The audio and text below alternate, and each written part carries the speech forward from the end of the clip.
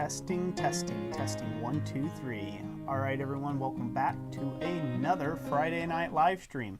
Here, safe and sound from our couch in our living room. Nice and dry. Yeah, nice and dry, nice and dry. So, as you can tell, we are not in the forge this evening. We were trying to set up earlier, and it just started downpouring. And those of you who don't know, my roof on my shop is basically shot, and I need to take in I need to do a lot of patching and fixing and replacing at some point on said roof. So it was just pouring in, and rain and electronics doesn't work very well at all. So, dun, dun, dun, we're going to have a giveaway live stream right here inside of our house. We're got a few things set up, doing a little bit differently. I think it's going to be kind of cool. I'm going to be sharing some books from my personal collection of blacksmithing books that I enjoy reading, and some stuff some other books that I've drawn a lot of inspiration from as well whenever I'm in a creative block. I love taking a look at those books. So we're going to be looking at some of that, as well as giving away a brand new gas forge from Mr. Volcano. I'm trying to ignore the chat right now. I can see the chat, but so we will be giving away Mr. Volcano gas forge, because this is the year of the forge as well. We'll probably be giving away some sticker packs, and I've got some guillotine tools that will be giving away. I've also got a spatula and ladle set I'll be giving away, and all sorts of good stuff. And we'll actually be giving away a book as well, which is Percy Blandford's Practical Blacksmithing, which is the 2nd edition, and we'll be giving one of these away as well. So that'll be pretty cool. And that's actually from my private collection. I've got 2. I kind of went on a buying spree of books, and I forgot I had previously purchased this book, and so I purchased a second one. So my loss, your gain. So we'll end up giving away one of those as well. So it's going to be a pretty good stream. Chat it up. We'll have a bunch of Q&A as well, because, well, let's face it, it'll get boring otherwise, just watching 2 goobs sit on their couch versus doing any smithing. How you feeling tonight, Jess? Good, good. I've seen a few comments on your haircut. Somebody said there's got to be some funny ones in there, I'm sure. Yeah. Somebody said you look pretty good, Snazzy Roy. Well, thank you. Thank you. Let's see. Someone else said half of your hair fell out. Yeah. Yeah. That was Paul Orchard. Yeah, he said that. I'm not sad about the upper hair, but the lower hair I am. So. Let's see. But I've got some good new beard growth. It's already coming back in pretty strong, so doing pretty good. Damien DeVille. Roy liked the haircut. Well, thank you. So Roy's hair was getting super long, and where we live, the hair appointments book out like 2 weeks in advance solid, and so try out like months. Basically, they all suck up here. Just end of story.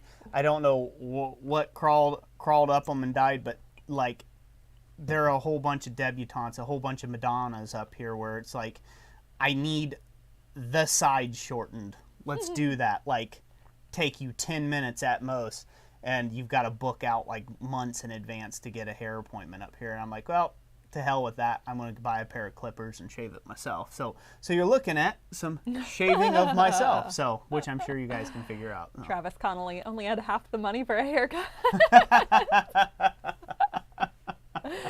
Black Feather Forge online. Is it damage control from a hair singe in the forge? Yeah. Well, for all you funny people in there, it might be hurting your chances on the giveaway later. Keep them coming. Keep those jokes rolling. So. Justin Ray, maybe a jeweler's anvil, and Jess can make something while you play NC.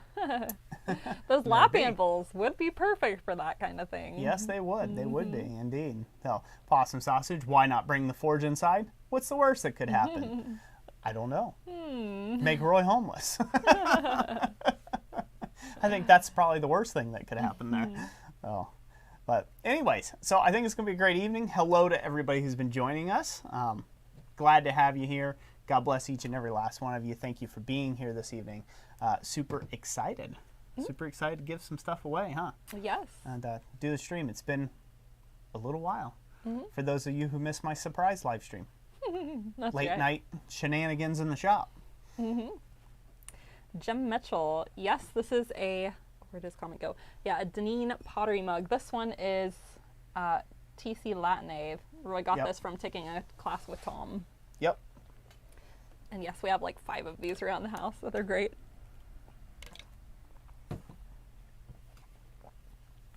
Jim Payne says, thank you for the great videos.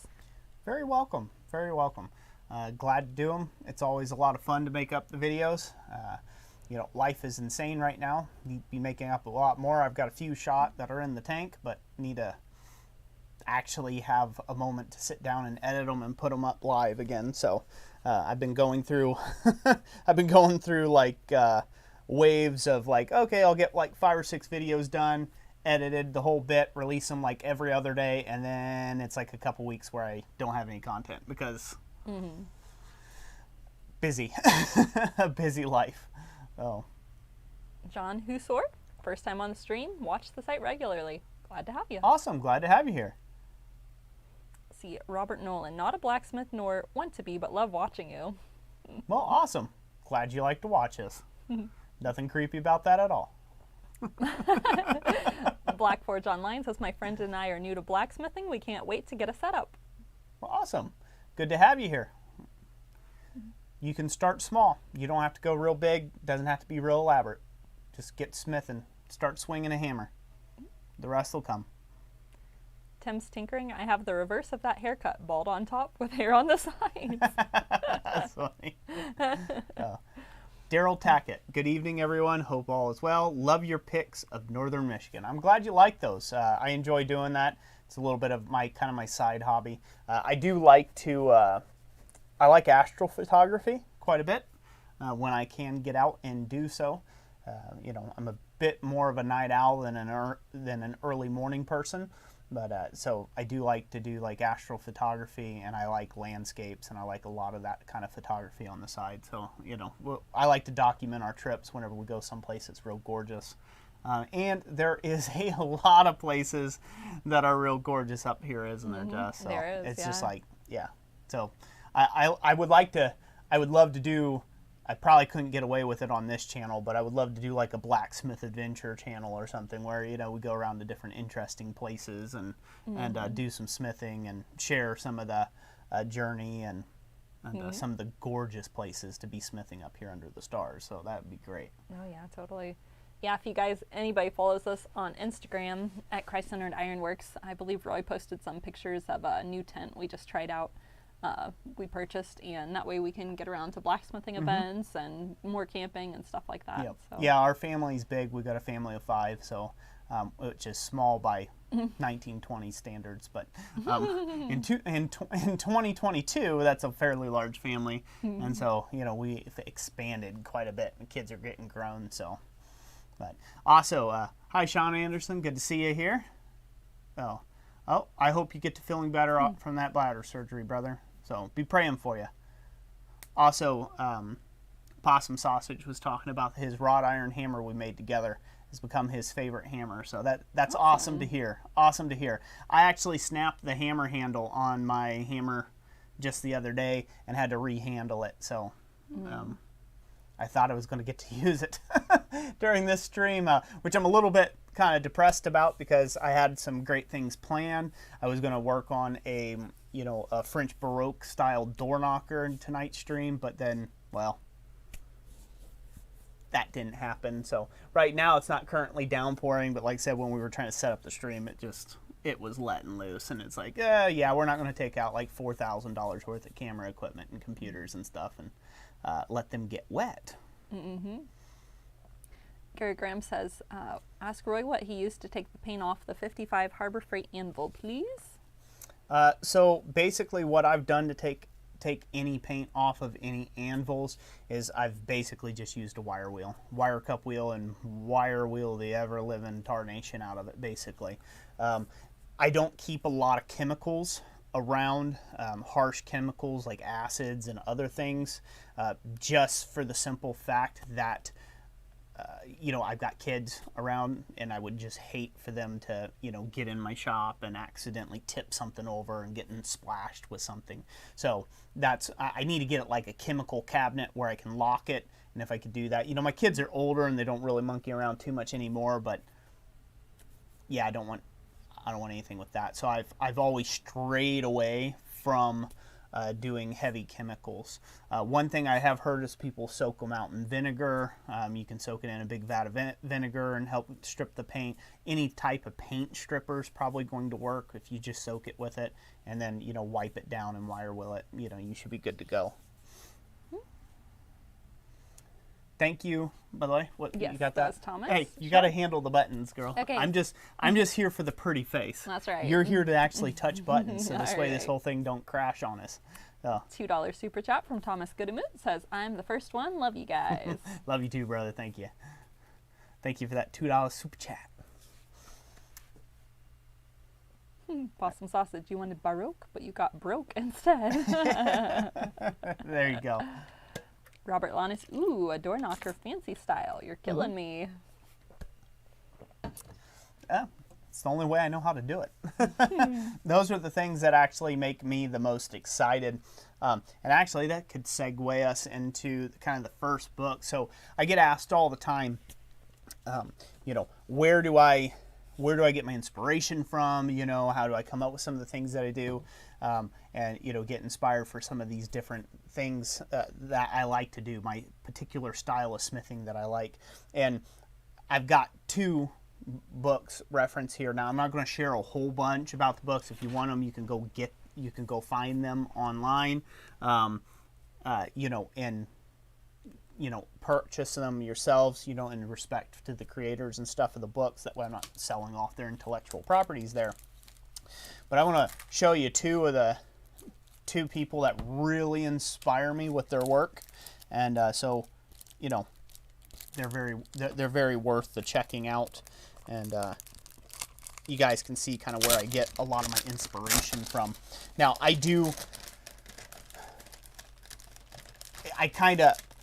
at a point where I'm not into the stage where I would like to pursue, you know, mimicking their work. It's just, it inspires me to get off my tuchus and actually design my own work and produce my own work at a much higher degree of skill level versus, you know, just kind of like, well, I don't know, I guess I'll just make a fire poker. Like, no, I'll make a fancy fire poker.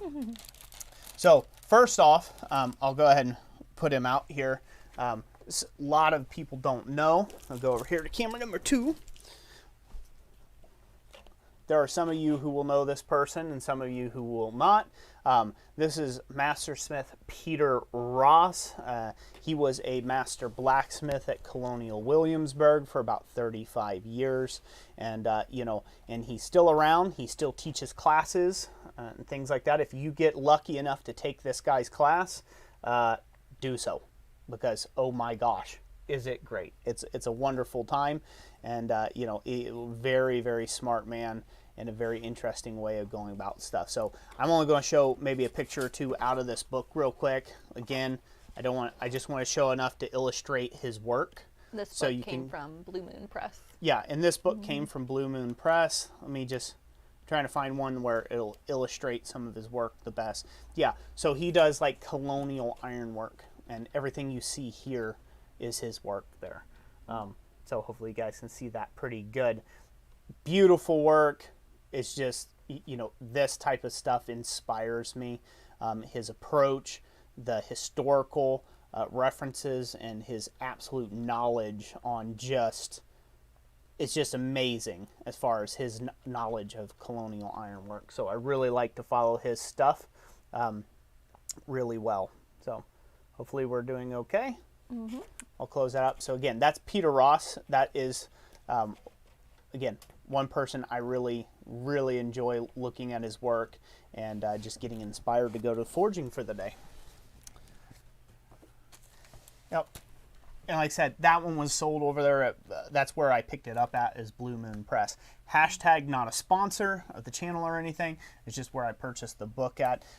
It doesn't go into a lot of detail. It just more or less talks about the history of things and you know, kind of, it just talks a little bit about the history of each item that he's kind of forged in the past. And so, you know, it's still a really good inspirational book. It's not a teaching book, it's not a how-to book, but it's a good inspirational book.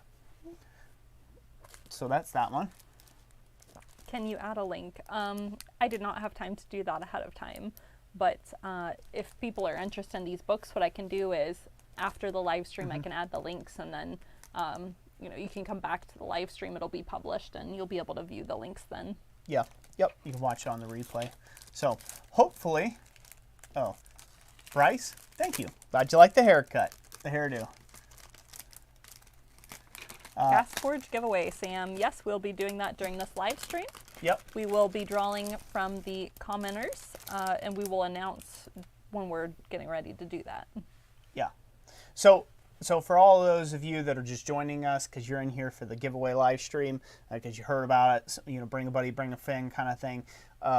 We give away items to people who are actively commenting in the chat on the day of the live stream. There's no hoops you got to jump through. You don't have to go give us your mother's maiden name and the whole shenanigans and tag us in 18 different places or whatever. It's literally a support for the community that supports us here on YouTube.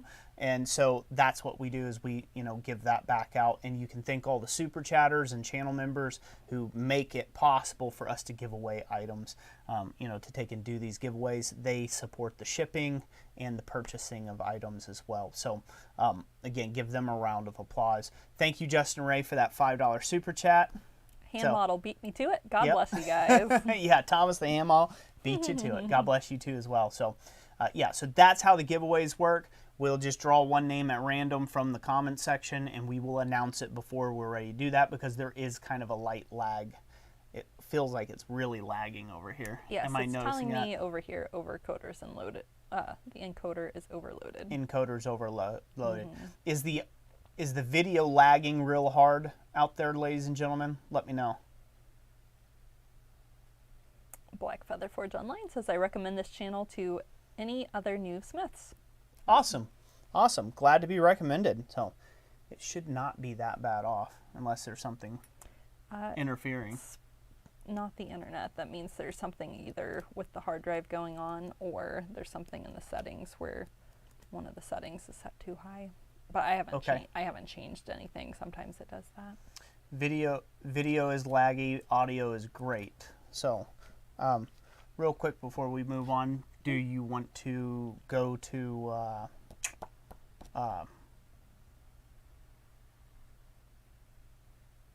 Task Manager and see if there's anything side programs running since this is freezing up on us?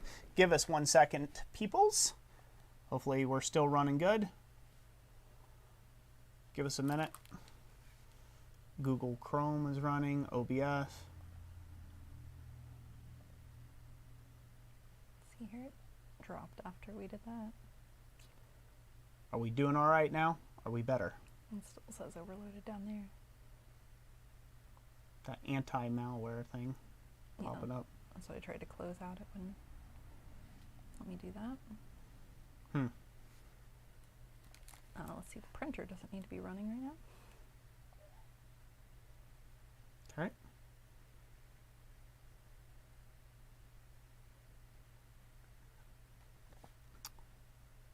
Bear with us, folks. Bear with us. We're trying to fix the lagginess if we can. And a Cronus team viewer and all that other stuff doesn't need to be running at all.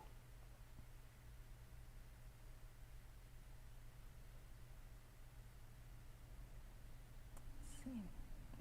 I think we've got the biggest culprits down now. Okay. All right. See, we're running at 88% CPU. Okay, hopefully we're doing better. Are we doing better now? We'll see. It's worse for some reason. Yeah, it's probably why it's closing out some of the stuff. Yeah. Okay, are we better now? Are we better now? June says much better. Good. Good. Okay. Well, it's still a little bit laggy, but we'll see how we can go through it here. If there continues to be an issue, we may have to shut down and restart before we start doing giveaway things, huh? So we'll see how we go. So I want to go on to my next book that I really like. Audio and video in sync. Good. Keep talking and moving. Keep talking and moving. I can keep talking and moving. Boom, boom, boom. Looks like it's pretty better. It went away. The encoder error went away. So, all right. Hopefully, we'll give it a go. we'll see how that goes. All right, camera 2, my lovely wife. All right, so a guy that I pull my main inspiration from, that as you can see why, I am an absolute fanboy of Thomas Latané, master metalsmith. His work inspires me every time I look at it, period. It just makes you want to do better in the forge. That is like, yeah, the level of degree of difficulty on this is very difficult. So, all right, so I'm going to take and show you off some of these pages. Hopefully it'll work out okay. So I'm going to show off just a little bit of Tom's work, just so you can kind of get an idea of what he does. You know, here's for people who are axe junkies who like axes and whatnot. So you can see you can see the inlay he does on some of his Norwegian things. He is really into Norwegian ironwork, so that's kind of his main specialty. This is a. You okay? Yes. What are you looking at me for? It looked like you're getting ready to hold it up elsewhere. No, I'm always going to show it over here. Okay, love? Okay. All right. We just got to watch switching too much because then the encoder starts messing up. Yeah. Oh, as you can see here, some hacksaw frames that he's made. Just absolute gorgeous work. You know, that sort of thing. How can you not be inspired by that? You know what I mean? I mean, that's just amazing. So let me look at this. I'll show one last thing here. Again, I don't want to show off all of his work. Just if you're interested, you can get the book. Is that a wolf? Oh no, that was a lion. It's a lion. Oh, hold on. Let me look. So just to give you one idea, concept here, is this is a. So he's a master locksmith. That's what he considers himself. And this lock here, I've actually seen this lock in person. And when you turn the key on the back, okay, this little spring, basically this is attached, the face here. The top half of the face is attached to the keep, and then the bottom portion of the face is riveted in place to the board box. And so basically there's a little lever that when you turn the key, it lifts the top half of the head up, and it looks like the guy's mouth opens up as it lifts the keep and slides the bolt in or out. The best way I can explain that there. But that's next level work. So when you get to see work like this, it just totally inspires you to do better at smithing. And you know, of course, I have my own style. Norwegian style is not my thing. You know, that's not what I'm into. I'm more into French Baroque ironwork.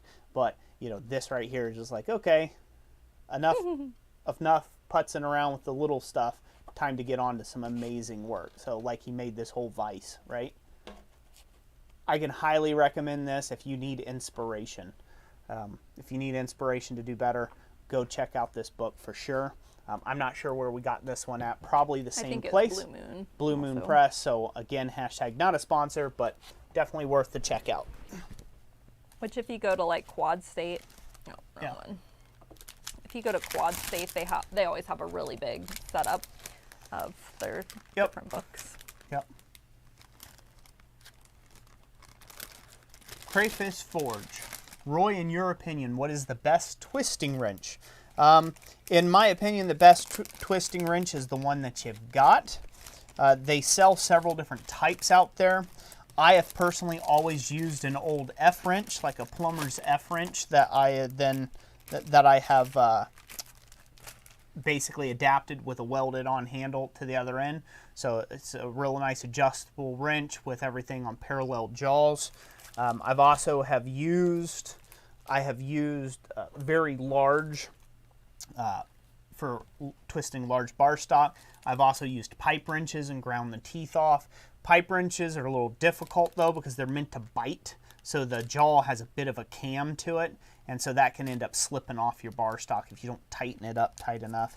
But as far as the best twisting wrench goes, it's literally the one that fits the work that you're doing. So that's the main thing. I'm not real big on twisting wrenches that have through holes through them because they're very locked into one thing and you have to move them on the bar stock. And if you ever get too happy with it, it gets too cold and your twisting wrench isn't solid enough, you can actually get that twisting wrench stuck on the bar if it slips the corners off, like if it strips the corner. So Tobacco-free Catfish says, how does one go about growing such a beard of elegance? I don't know. I just started growing one in my last 2 years of life here. So Must be the northern air. So best way I can say it, if that was a serious question, is like my brother has told me. My brother, if you ever meet my brother, he is basically me incarnate. He's like exact carbon copy of me. You would swear we're twins. But he is way hairier, way woolier. He's got thick, like lamb's wool hair. And he could shave, like I kid you not, he can shave like dead to the skin in the morning and have this much facial hair by evening. Like he just grows hair like crazy. And his biggest thing he's always told me is that, just moisturize. That's it. Keep it, put the beard balm on there, let it grow. It's going to look scraggly. It's going to look nasty. It's going to look ugly. You just got to let it grow. Let it grow out. Let it get all scraggly and stuff, because what it's doing is as long as you keep those roots healthy, the beard follicles, the hair follicles are thickening up at the root and at the base, and it's going to give you a fuller facial hair look. So that's about the best I can give you. I'm not a facial hair channel. The buck maker, and then you had to go and polish copper.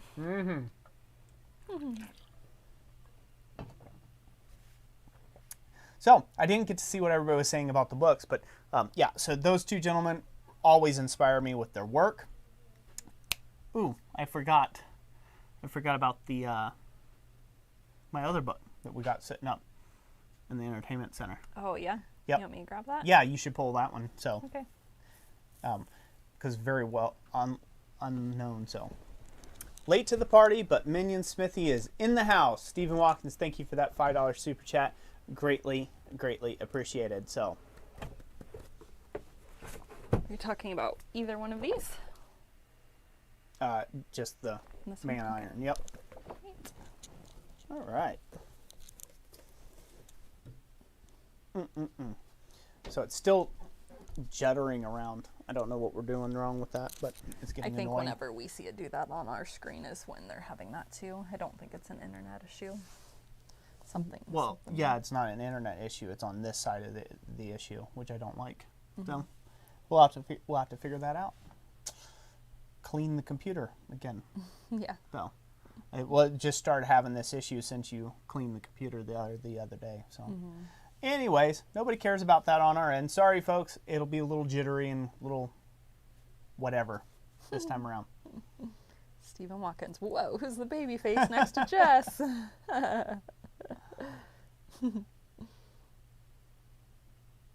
As a 40-year beard wearer, looking good. Well, thank you. Thank you. Looking good. So, yeah, I just, sadly enough, had to cut the beard off just because doing the polishing of the copper work, I needed to make, a better seal around my facial hair.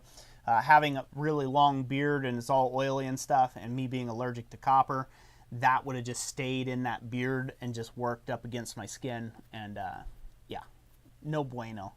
No bueno. I would have broke out in hives and all sorts of other good stuff. So, I had to shave it down enough to where, I can really clean it out and scrub it out real good versus it being stuck in my beard forever. Because whenever I do high finish polished copper work, the copper dust in it is as fine as silt. It is a very, very fine talcum powder type dust, and it gets into anything and everything that it can touch. So, yep. Question a little earlier. Somebody asked, for people who are new to blacksmithing, what should they do? What kind of projects should they forge to practice their skills? So for those of you that are new at blacksmithing and just getting started, just getting forging, it's my suggestion that you actually don't forge projects at all. That you start with your fundamentals and focus on those until you have made some very decent advances in being able to draw a taper on the end of a bar, being able to put a bend in a bar, being able to upset the end of a bar, to very specific tolerances that you already preset for yourself. Punching and slitting and drifting work, and splitting, and all that sort of stuff, twisting, experimenting with different twists, but getting good repeatable results.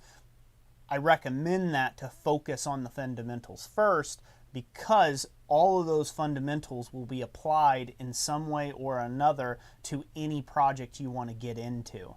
So if you just kind of skip the step and you say, well, I just want to do a project that'll practice the fundamentals, you're not actually practicing the fundamentals, you're just making a thingy, whatever that may be, but you're kind of lost in making what it is that you're trying to make. So you're going to spend a lot of time, say 8, 10 hours, 36, 48 hours, all on this one thing, that if you would have practiced your fundamentals for maybe a month or two first, would have got done in an hour. So it's really crucial to take and practice those fundamental forging techniques and all your basic hammer blows every time you go out in the shop when you're first getting started, to develop really good habits to start with. Other than that, the basic answer that most people do, if you're just looking for just a fundamental forging project that you can do, people make nails, because that includes 2 fundamentals, drawing out material and upsetting material for the head. People, thank you for that $5 super chat. Tom Tombguard 479. Thank you so much. God bless you. So, like forging a nail, forging hooks, that's another one, drawing out. There's twisting work, there's bending work, there's maybe it'll be a little bit of scrolling work depending on how long the hook is. There's spreading or flattening out the head of something, right? There's work punching holes into the hook, right? There's some fundamental processes that are used in that. Other simple items like fire pokers, meat skewers, anything that requires a taper, a twist, a bend, a punched hole, stuff like that will help you practice all your fundamental techniques as well. And then you can keep elevating your game up from there. Possum Sausage, how will I do a drawing if I can't ring Olga? I don't know. We'll just drum roll the table. We'll just go real fast like this with my hand. It's like one of those clappy it looks so hand bad. things. It looks so bad when the encoder's overloading. So. Yeah. Crayfish Forge, how do you practice such fundamental techniques? How do you practice? Go out to your shop and do 10 of something, whatever it is. Focus on that repetition. So like, go out to your shop and put the point on the end of a piece of 1/2-inch bar. Take a bit of 1/2-inch bar, square, round, doesn't matter, and put a 1-inch taper on it. Forge it out. Don't measure it. Try to, by eye, see what a 1-inch taper would look like. Measure it. Doesn't meet 1 inch, doesn't matter. Cut it off, set it off to the side. Forge another one. Forge another one. Forge another one. Forge another one. Forge another one. Keep forging until you have 10, 15, 20 of those things laying out in front of you. And keep each one. Keep your first and line them all up on a table, and you will literally see your progression get better and better because it's all hand-eye coordination. So, you're training your mind to see that 1-inch taper. You're training your mind to see lumpy bumpies that need to be ironed out to make a clean taper, and you just do that every time. It's going to feel like it's a waste of bar stock, but what you're doing is you're training yourself in your own shop. It's free to you other than the material and your time to do so, and you just do that repetition every time you go out to the shop. If you're going to then move on to something else. Say, okay, because you haven't mastered it yet, let's just be honest, but you've improved. So then maybe you try something else. Maybe the next day you go out and you do upsets. You just upset the end of the bar till it reaches a certain thickness, right? And shortens to a certain length, and it's even. It looks like a nice even upset. You just keep doing that, cut it off, and your first one's going to look like garbage. Your second one's going to look a little bit better. Your third one's probably going to look the greatest, and then your fourth one's going to look like garbage, and then your fifth one's going to be even worse, and then your sixth one is going to get a little bit better, and then by the time you get to your 10th or 15th one, it's going to look worlds better and improvement than what your first one did. And so that's how you practice each one of the fundamentals. You break them out into their own separate categories, their own parts, and then you just practice those things. You're going to have a whole lot of scrap that way, but that's how you get from being a beginner to becoming a master like this. It's practice. You don't become a master without having a majorly big scrap pile from just attempts and failures and learning points and all of the above. So that is how you become masterful at what you do. You've put in the work, the hours and the time. Hello, Yamez. Good to see you in the house, by the way. Dana said he came home from work recently and Eve had gone out and forged herself some plant hooks. Cool. Practice, practice, practice. That's right.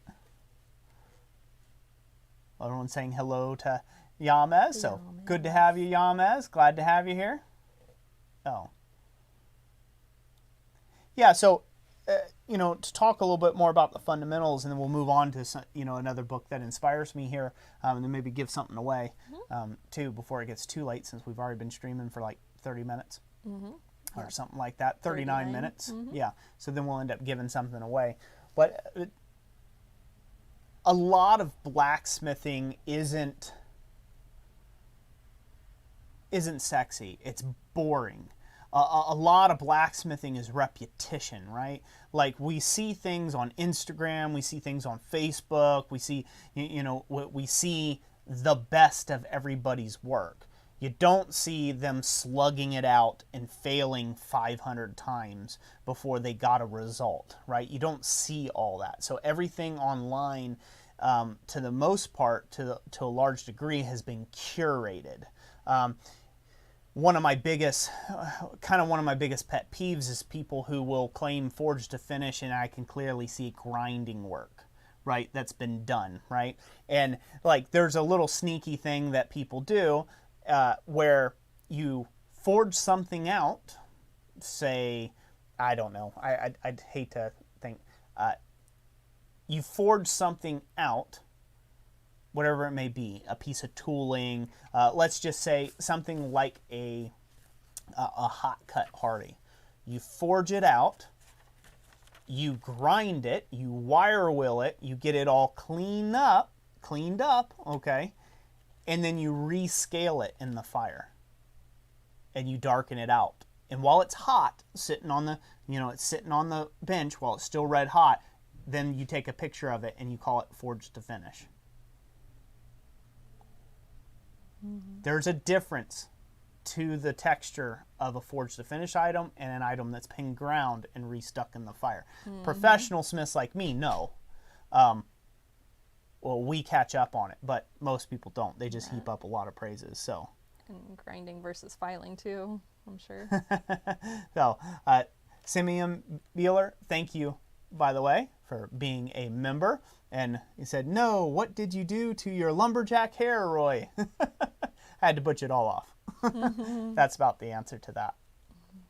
So yes. So there's like, that's the part that when you're first beginning at blacksmithing, you don't see the struggle, you don't see the road that it took, in the constant, innovation and iterations that somebody had to go through in order to actually learn the craft. And so the bad thing is, and kind of the tragic thing that's been happening a lot in recent years, is everybody just wants to jump in at 110%. They want to be running at 1,000% speed at blacksmithing, and they want to do everything, and they want to be the master, at this. They want to be the guy who makes the best Damascus daggers, knives, blah, blah, blah, blah, blah, right? They want to be the guy who's known for all their hammer work and everything else, and they haven't even learned to put a point on the end of a bar. They haven't learned how to upset something, or to slit and drift a hole properly yet, or to really crawl before they just took off and sprinted. And that hurts your development. And that is why I'm a very big outspoken advocate for focusing on your fundamentals in doing that. And make yourself a key ring. Make yourself a key ring to remind yourself. I have an entire fundamentals playlist on YouTube. I do. That goes over this in depth and in detail. So most of the people that are on this live chat that have been around the channel forever, you all already have heard this spew like 10,000 times, because I've said it in about a billion different ways. Yeah. But it always comes down to the same. So focus on your fundamentals and learn those processes, and not just a project. Don't be project mindseted, because again, you see the dude in the skinny jeans and the whatever, and he looks cool, and he's got a hammer in his hand, and he's got like a $500,000 shop, and you just you think, wow, that guy's got it all together, and yet then he doesn't even know how to do some of the most basic forge work there is, like something an apprentice in the 1800s would laugh at. Like, you can't do that. Go back to sweeping the shop. What are you doing? Do you even blacksmith, bro? Right? Like, that's the reality of it, because we just want to jump over the fundamentals and just get right into it and just say, oh yeah, we're just a master now because we have a year under our belt. So you got to be real careful of that. And so again, it's boring. The craft is boring. For the journey is exciting and fun for those who are real metalheads who really love doing it. But all the fatty stuff you see now, that's why it is what it is. And those people won't be in the craft in 30 years, sadly, just because they're not interested in the boring portions. They're only interested in the most exciting cliff notes that there is. Mm-hmm. All right, that's enough of that rant. I'm sure you'll have to. It's too far for me to actually read, so you'll have to read the table towards us maybe if we need to. Yeah, we might be able to do that. I don't know. I'm afraid to touch it. The encoder's not overloading right now at this current second, so yes. Hopefully it's doing good. Tobacco maker, do you even smith, bro? Yeah. With the skinny jeans. Yeah. That's how it is. Yeah. Harold Hodgson, yes, we do clean up well, don't we? Oh. And now it's wanting to overload again. Gee whiz. I'm sorry. See, I don't usually get to see this, right? Jessica's busy handling all this in the background. She don't tell me that things are overloading. I'm like, ugh. My fix-it brain's like, we need to fix this. We need to not have this happening. she's just cool as a cucumber over here. Like, not freaking out about it. The thing is, I don't know how to fix it. So Oh. I'm like, well, it's overloading, but I can do nothing. Okay. Yeah. So I think you have to have it turned off to change some of the settings to do it. So we can't be actively live streaming and adjust stuff at the same time. Okay. So I wonder if some of your settings are wrong because you've reloaded stuff on the computer. So. Could be. Anyways, we'll have to fix it for next time, I guess. All right. Any questions, comments that you want to roll through? There are 2 questions. Jason asked if you think coal or coke is better.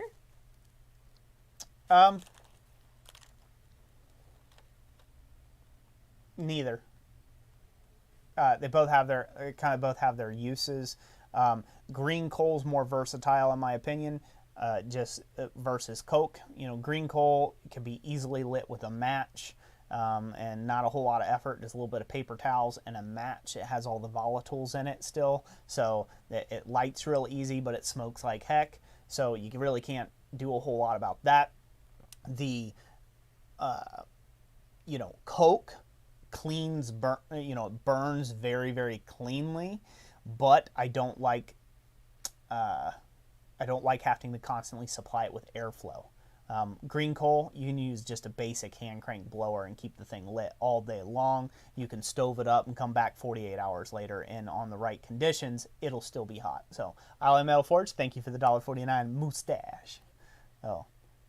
And a member chat from Eric Eastmead who says, if at first you don't succeed, get a bigger hammer. Exactly. So, yeah, so when it comes to coke or coal, same thing as like coal or gas. It's kind of what's available to you in your area, and it's a heat source, right? And just use it for its intended purpose, heating things. If you're in if you are in, say, a cul-de-sac, right, and you're trying to forge or smith, doing some hand forge and stuff, and you got to get solid fuel, then go with coke. Coke is going to burn real clean. It's not going to look like you just lit fire to the entire neighborhood, like green coal's going to. If you live way out and you're way back in the back 40 and no one knows and no one cares, go ahead and run up the coal all you want. Coal's going to be cheaper than coke. So, but basically, pound for pound, it does the same thing. Green coal converts to what they call breeze. Breeze converts to what they call it to coke, and then the coke converts to ash. And during that process, it releases clinker. So that's kind of what you're getting out of green coal, and then coke is just basically green coal that has had the volatiles baked from it.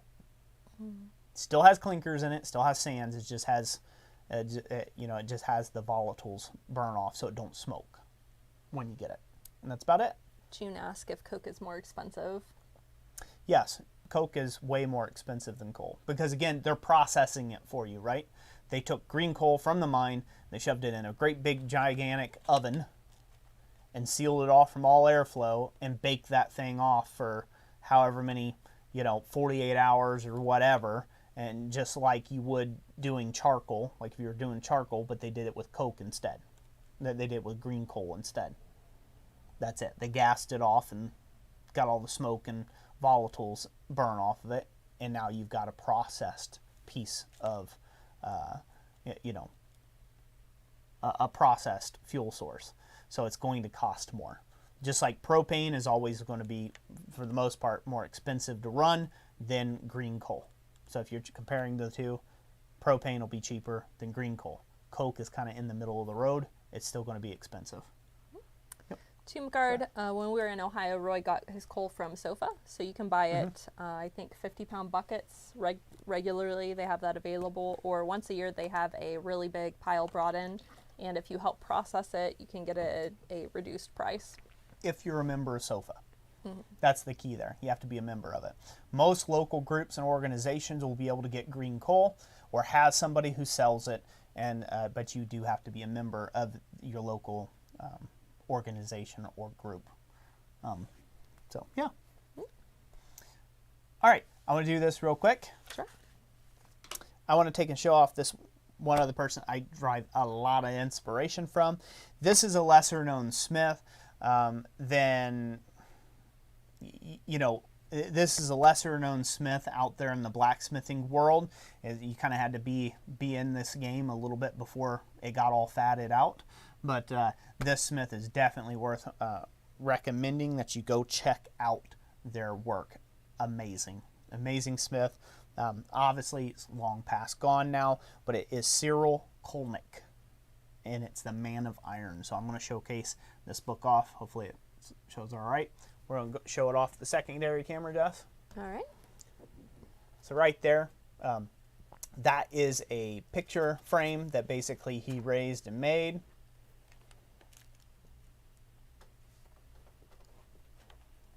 And I'll show off a few things here. This one was written by Alan J. Streckow, I think is how you pronounce it.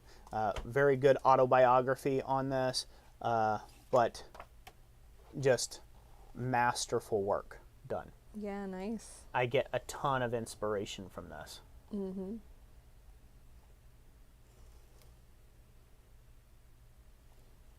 And that book, I believe, is a bit of a biography. Yeah, it's a bit of a biography. So just amazing work. Again, most people don't know about this person, but if you are in Milwaukee, Wisconsin, there is a museum dedicated to Cyril Colnik's work, and you should definitely go check that out. I plan on, when I go over to UMBA to be the conference demonstrator, I plan on going and checking out this museum. So again, highly inspired by this work. Let me find another thing. Here's a, look at that. Dancing dragon. There you go. Look at that. Just insane work. Mm-hmm. Absolute insane work.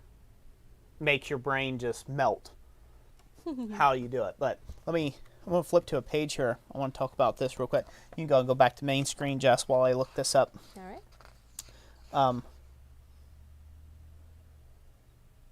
So yes, by the way, none of these books are mine. The copyrights, I don't intend to, all of this is, published. This is published by the Friends of Villa Terrace Decorative Arts Museum, Ltd. So I don't have copyrights on any of this. This is none of my stuff.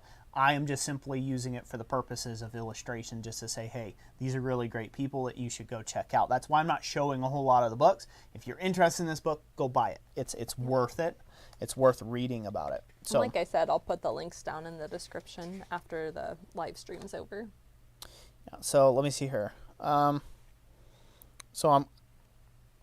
You can keep talking, Jess. I'm going to read. Sure. There's a point that I want to make about this, and then it's going to circle back to what I was talking about, the fundamentals. So, let's see. To answer your question, Joe, just joining us. How do you enter the giveaway?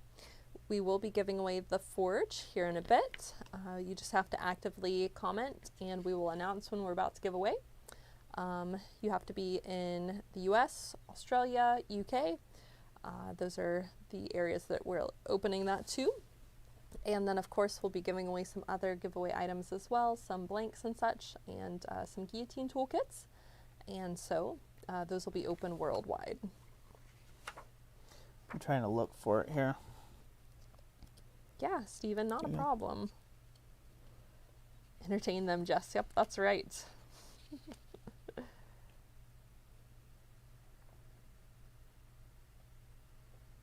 Yes. Yeah, we've done a few book-related videos on our channel. It's been a couple of years. I think it's been about 3.5 years. Roy did a kind of a little book review for books for beginner blacksmiths, and then just for general blacksmiths as well, where he goes over his top 5 favorite books, which some of those are the ones he's going over here as well. But it also goes into depth in those videos. Yeah. So I just want to read just like this brief bio real quick about Cyril Colnik's. I'm going to try to just go through it really quick, just to make a point of what I was talking about, with your fundamentals, and how this is kind of like, it takes really long period of time to become good, right, and masterful at this. Let's hear. So Colnik, son of Dominic and Anna Rudmila Colnik, was born September 20th, 1871, on the family estate in, not even going to try it, Trivet, Austria.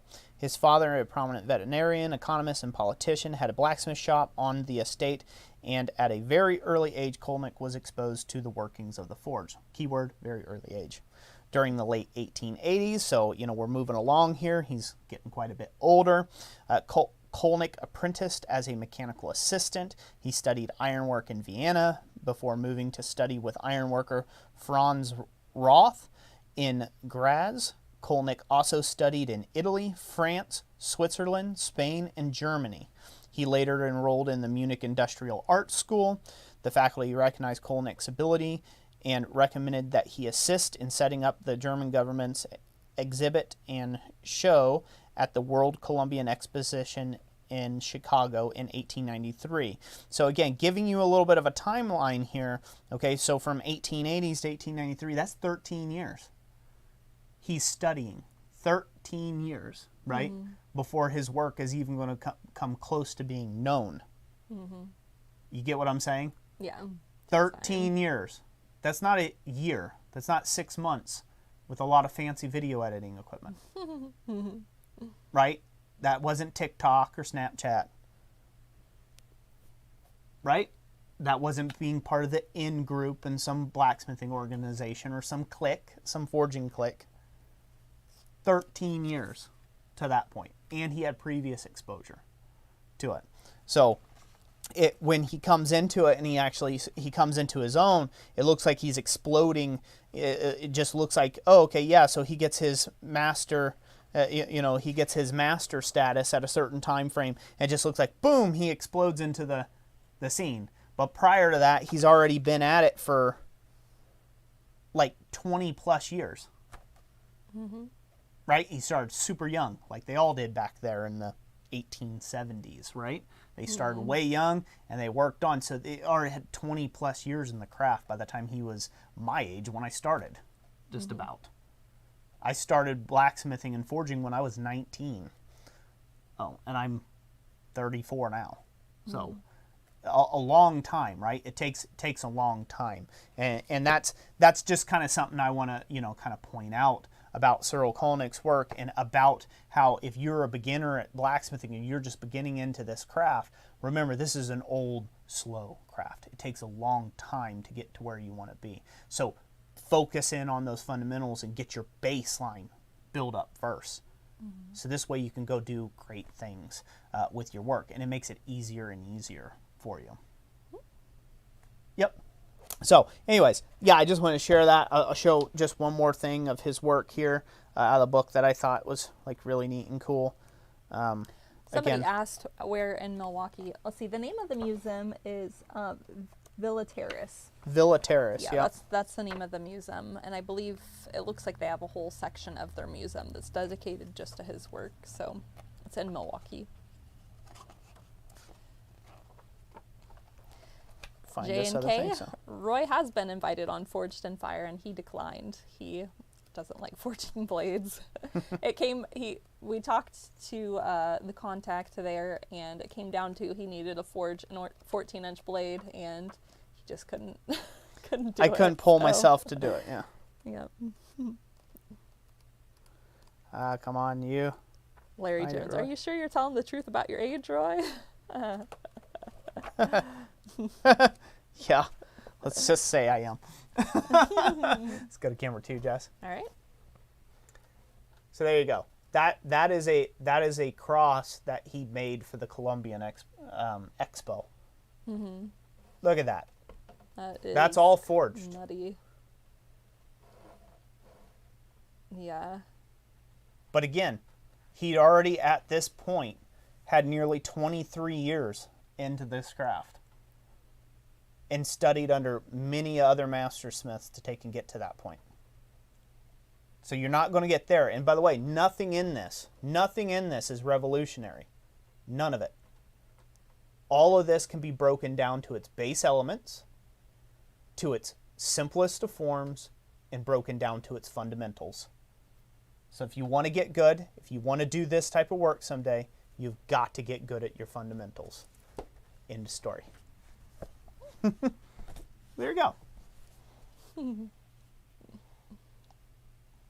That was going to be Roy's demonstration tonight, Yeah. except for the rain. Yeah, I wish. I wish. So, but yeah. So, amazing work. Those are my go-tos. Peter Ross, Tom Latané, Cyril Colnik. If you got Google those people right now. Get their books, take their classes. Well, obviously Cyril Colnik, he's dead. You can't, he died in the 1900s. You can't take his classes anymore. Study their work. Get inspired by those things, and then do your best to break things down, break those projects down, and see those fundamentals being applied in them, and then it'll make your own work not so scary and allow you to have that confidence and that vibrato when you come up to an actual project that you maybe not so sure how to take and forge. That does remind me, a couple years back, Abana had in their newsletter, they had a picture of one of Cyril's projects, and they had like one of the little pieces off of it, and they issued like a forging challenge, like try this and see if you can make this piece of it. And nobody did. Yeah. So, but yeah, so I get this all the time too. Well, we should probably give something away before I go run my mouth anymore. Okay. I'm going to get into another little bit of a rant, just a little fanciful rant for a second. But let's go ahead and give something away. We'll tie it into, since we're doing the books already, let's go ahead and give away one of these books. We're going to give away right here. Can people see that? Boom, boom, boom. They can see that. So let me write down what we have Yep. here. We're going to give away the Percy W. Blandford Practical Blacksmithing and Metalworking book, 2nd edition. This book is really loaded, chocked full, a lot of great beginner smith information, even some more intermediate projects. There's just a lot in here. I mean, there's just a lot of information in here. I have been through this book. There are a few things as with anything, you only know as much as you can know, and you can only share what you know, right? There's a few things in here that are a bit, could be debatable, I guess you would say, you know, speaking just from knowing different experiences, you know, but a lot of the information, I would say a good 98%, is all solid and sound in here. So you got to watch that when you're reading books. When you're reading books, you're watching YouTube videos, or you're taking in any information whatsoever online or elsewhere, that you're only getting somebody up to that current state, right, of their journey on blacksmithing. 20 years later, they may have a different idea or concept of how things actually work, or they may have new information that's presented to them. So just keep that in mind when you're reading some of these books, even some really old textbooks. But yeah, so I'll show that off to camera too, so they can see it a little closer up.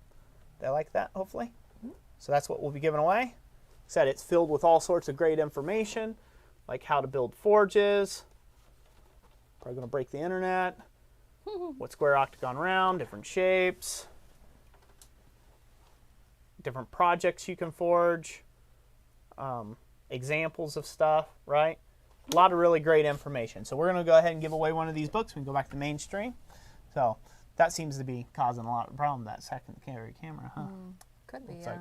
So anyways, so we're going to go ahead and give that away now. We're going to pick one random person from, you know, from the comment section.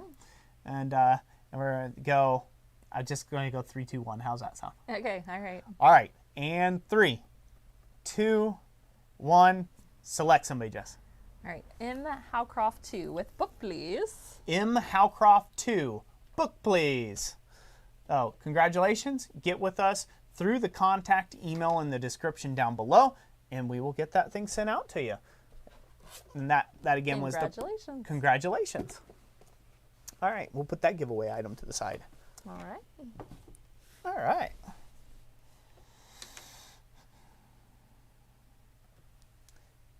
Yeah, we are having some lagging issues this evening, something with the computer, with an encoding issue.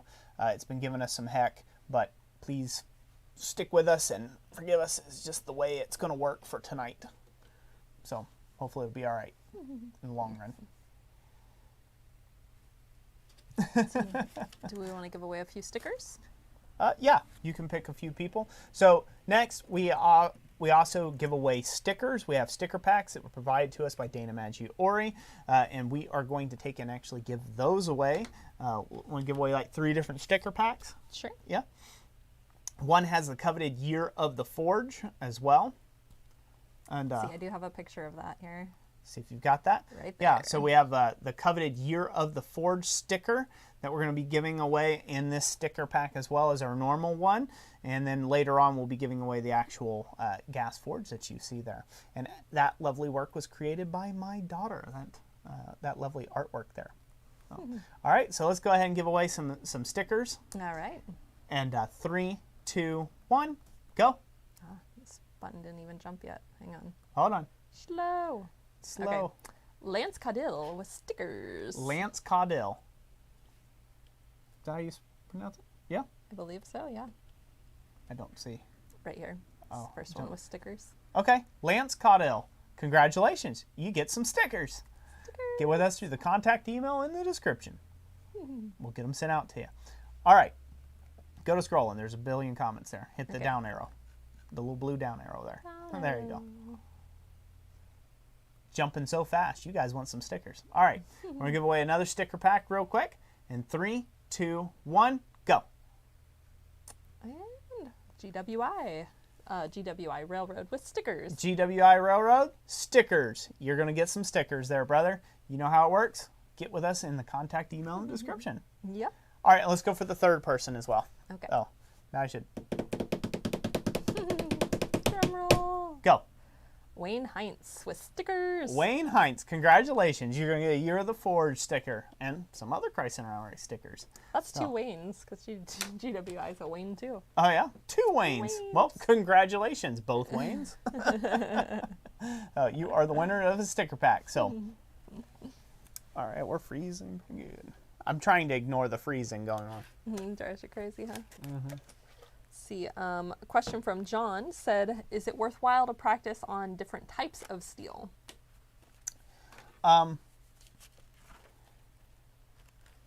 If you're practicing fundamentals, no. Just stick with whatever low grade mild steel that you can get, cheapest you can get, because again, you're just trying to forge points and cut them off, or upset pieces and cut them off, bend pieces and cut them off. So you just want something economical to be able to do that and cut your teeth on. Later on, you can move up to, specialty materials for specific purposes and actually making projects. I mean, you just buy your material based upon what project you've got going on.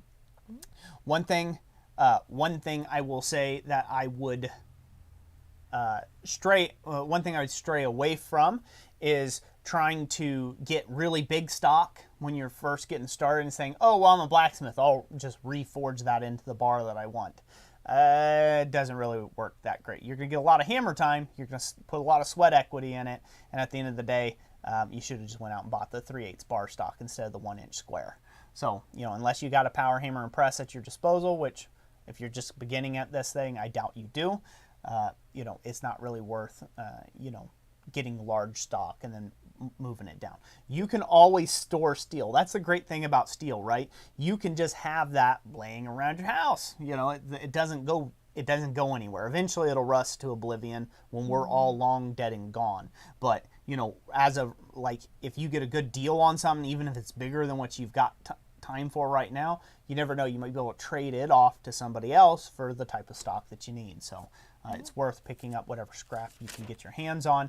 But as far as practice, try to practice on bars that are within reason, and if you can, get used or in drops or things like that of very specific dimensions that you already have available to you. Wisconsin, Roy, question mark, from Hephaestus. Hephaestus Ironworks, Jesse Garza. I'm not sure what you mean by Wisconsin. Well, Milwaukee. Yes, Milwaukee, Wisconsin. Which, if you want to segue to upcoming events, I can pop the little screen for that. Or if you're not ready yet, I'll save it. Let's answer some more questions real quick, and then we'll go into the segue there. Okay.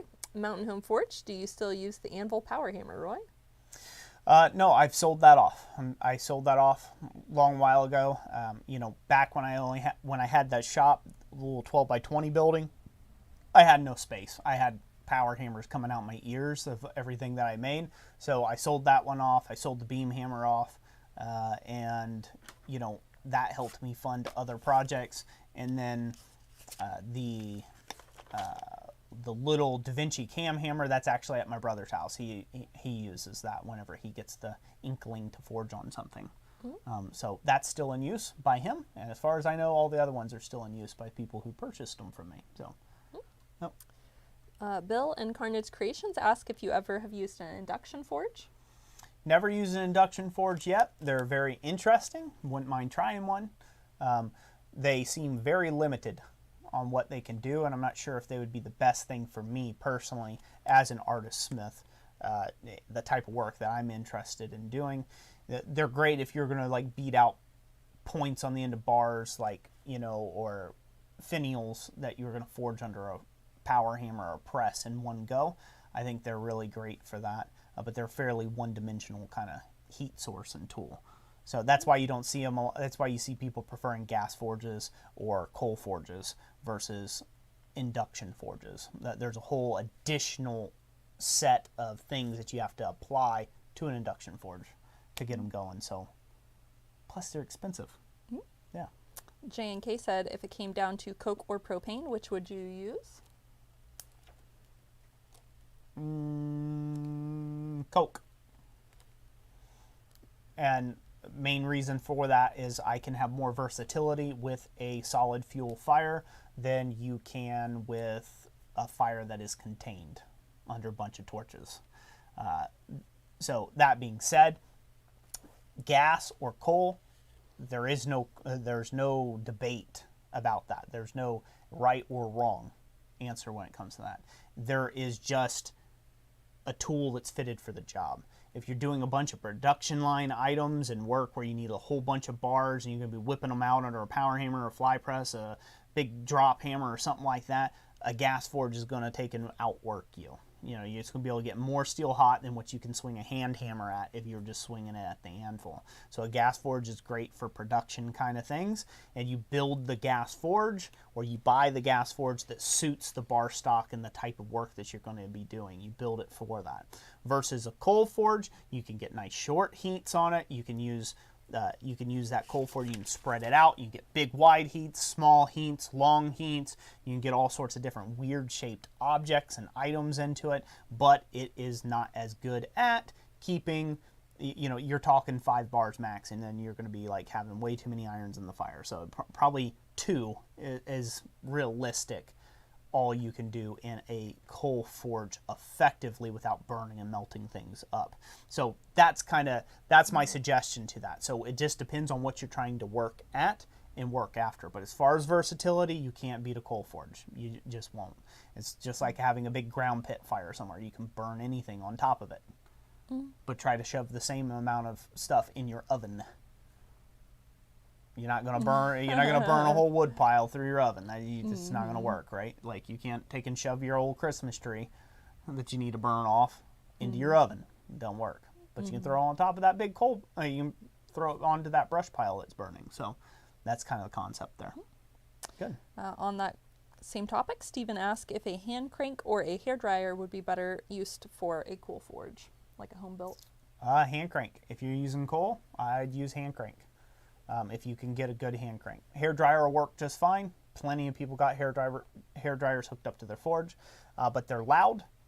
They do put off a good amount of air for their size. They're cheap. They can be cheaply had, so those are some big plus sides. But you know, they're loud and not that controllable versus a hand crank. Okay. More stuff? Yes. We're good? Crayfish. She's got a few people written down. You're not kind of keeping up with the chat there, so yes. So we'll try to answer as many questions as we can during the stream, and get through the other stuff that we're doing. Okay. Giveaway items. Go. Continue. Right. What were you saying down here? Well, I've gotten written in both places. Okay. Crayfish says, "Is there any way to take a short heat on a propane forge?" Yeah, don't stick as much steel into it. What I mean by short and long heats, so in a propane forge, say you can just you can just have some doors on your propane forge and just barely stick the bar in there. What I mean about short and long heats is the bar is going to get hot regardless. Versus a coal forge, I can literally just heat maybe 2 inches of material on a fairly short bar and this not overheat back here to where I couldn't grab it. You can't do that with a gas forge. You put that much in, you may only be able to get a gradient heat. This will be the hottest end. Back here it'll be a little cooler yet, right? It won't be this intensely focused heat. And then all of this bar up to there is going to be 1,000+ degrees. So that's just, you can't get short heats in a gas forge unless you build a gas forge specifically for a really short heat, like a 1-brick forge or something like that. You know, so that's what I mean by short and long heats. You can get a shorter heat if you don't put as much bar stock inside of a gas forge. But generally speaking, the hottest portion of a gas forge isn't right by the door, right? Mm-hmm. So you're going to be forging at a little cooler temperatures than if you were able to get it up directly under the flame. Problem is now you've got a piece heated up that's that long. June asked if round or square is cheaper for bar stock. Round or square? Round is going to be cheaper because there is less mass in round than there is in square. Basically, it comes down to weight if you're buying it by weight. So, somebody said, J and K, how long will you be streaming? I may have to step out for a bit. Don't want to miss the giveaway. So the giveaway is going for the whole time that we're streaming. We'll probably stream till probably 7:30 or so. Mm-hmm. About another hour or so. So go step out and have fun. Come on back. Crayfish asked if rebar is any good for forging. Is rebar any good for forging? Yes, it is. You know, people misconstrue. You know, there used to be a thing about rebar is just it's a mix. It's a hot dog steel. I've heard all these different things, and basically it's nonsense. many people, even people have said who work at rebar factories, who make rebar, say that they're graded. There's graded bars of rebar out there, just like anything else. They're not going to go build skyscrapers with an anything steel. Just not going to happen. Now, do they have to closely control all tolerances of the material? Probably not, but again, they're not going to take a chance in putting structural grade rebar into a structure that has to hold, 80,000 tons above itself. They aren't going to trust that to a hot dog steel or anything steel. Not going to do it. Doesn't make sense. Not logical whatsoever. So there's grades in rebar. What those are, who knows? I'm not in the rebar industry, but you can forge rebar into useful objects if you're doing on the decorative side of things. Now, can you make tools and there's special grades of rebar that, yes, you can make tools from. Yes, you could do things from, but those are few and far between to take and find those out there. So some people will say, oh, well, I forged on this one piece, this portion of the bar, this portion of the bar was hardenable, and then this portion of the bar wasn't. Come on, give me a break. Rebar is rolled. It's on a bar.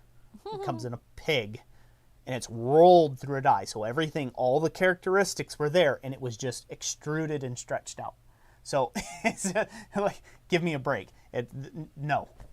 One part might be brittle or might have had a hard life, right, and been work hardened and, maybe cracked off while you're forging on it, and you attribute that to hardness, but it's rolled. It's rolled, and you never know with old rebar that you find from an old construction site that you're chopping up with your, your hacksaw or whatever. You don't know what how long or how terrible of a life that thing's had, when you're getting scrap rebar.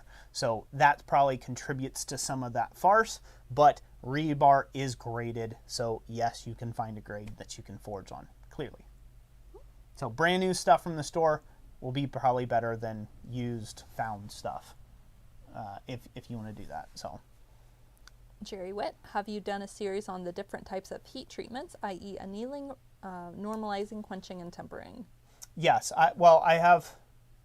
I've done a video that basically covered all those. A very basic, from a very basic, first kind of heat treat introduction to kind of doing a heat treat situation. So, and I think it was how to treat, how to make a coil, how to make a chisel, wasn't it?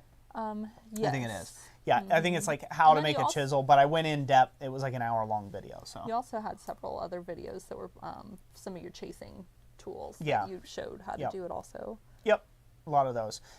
I've kind of stopped going down the heat treating route just because everyone's now everyone now is a metallurgist apparently, since Forged and Fire, and I have no interest in arguing out heat treatment or practices in comment sections anymore. So I've strayed away from doing those type of videos anymore just because, I just follow the book.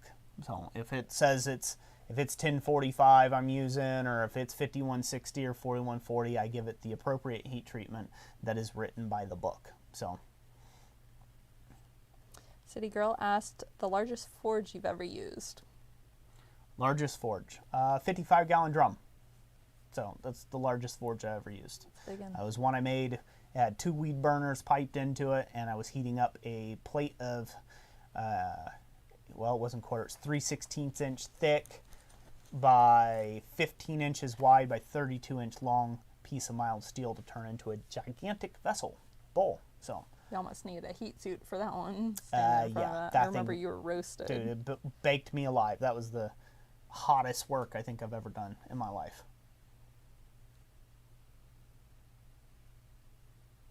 All right, let's see here.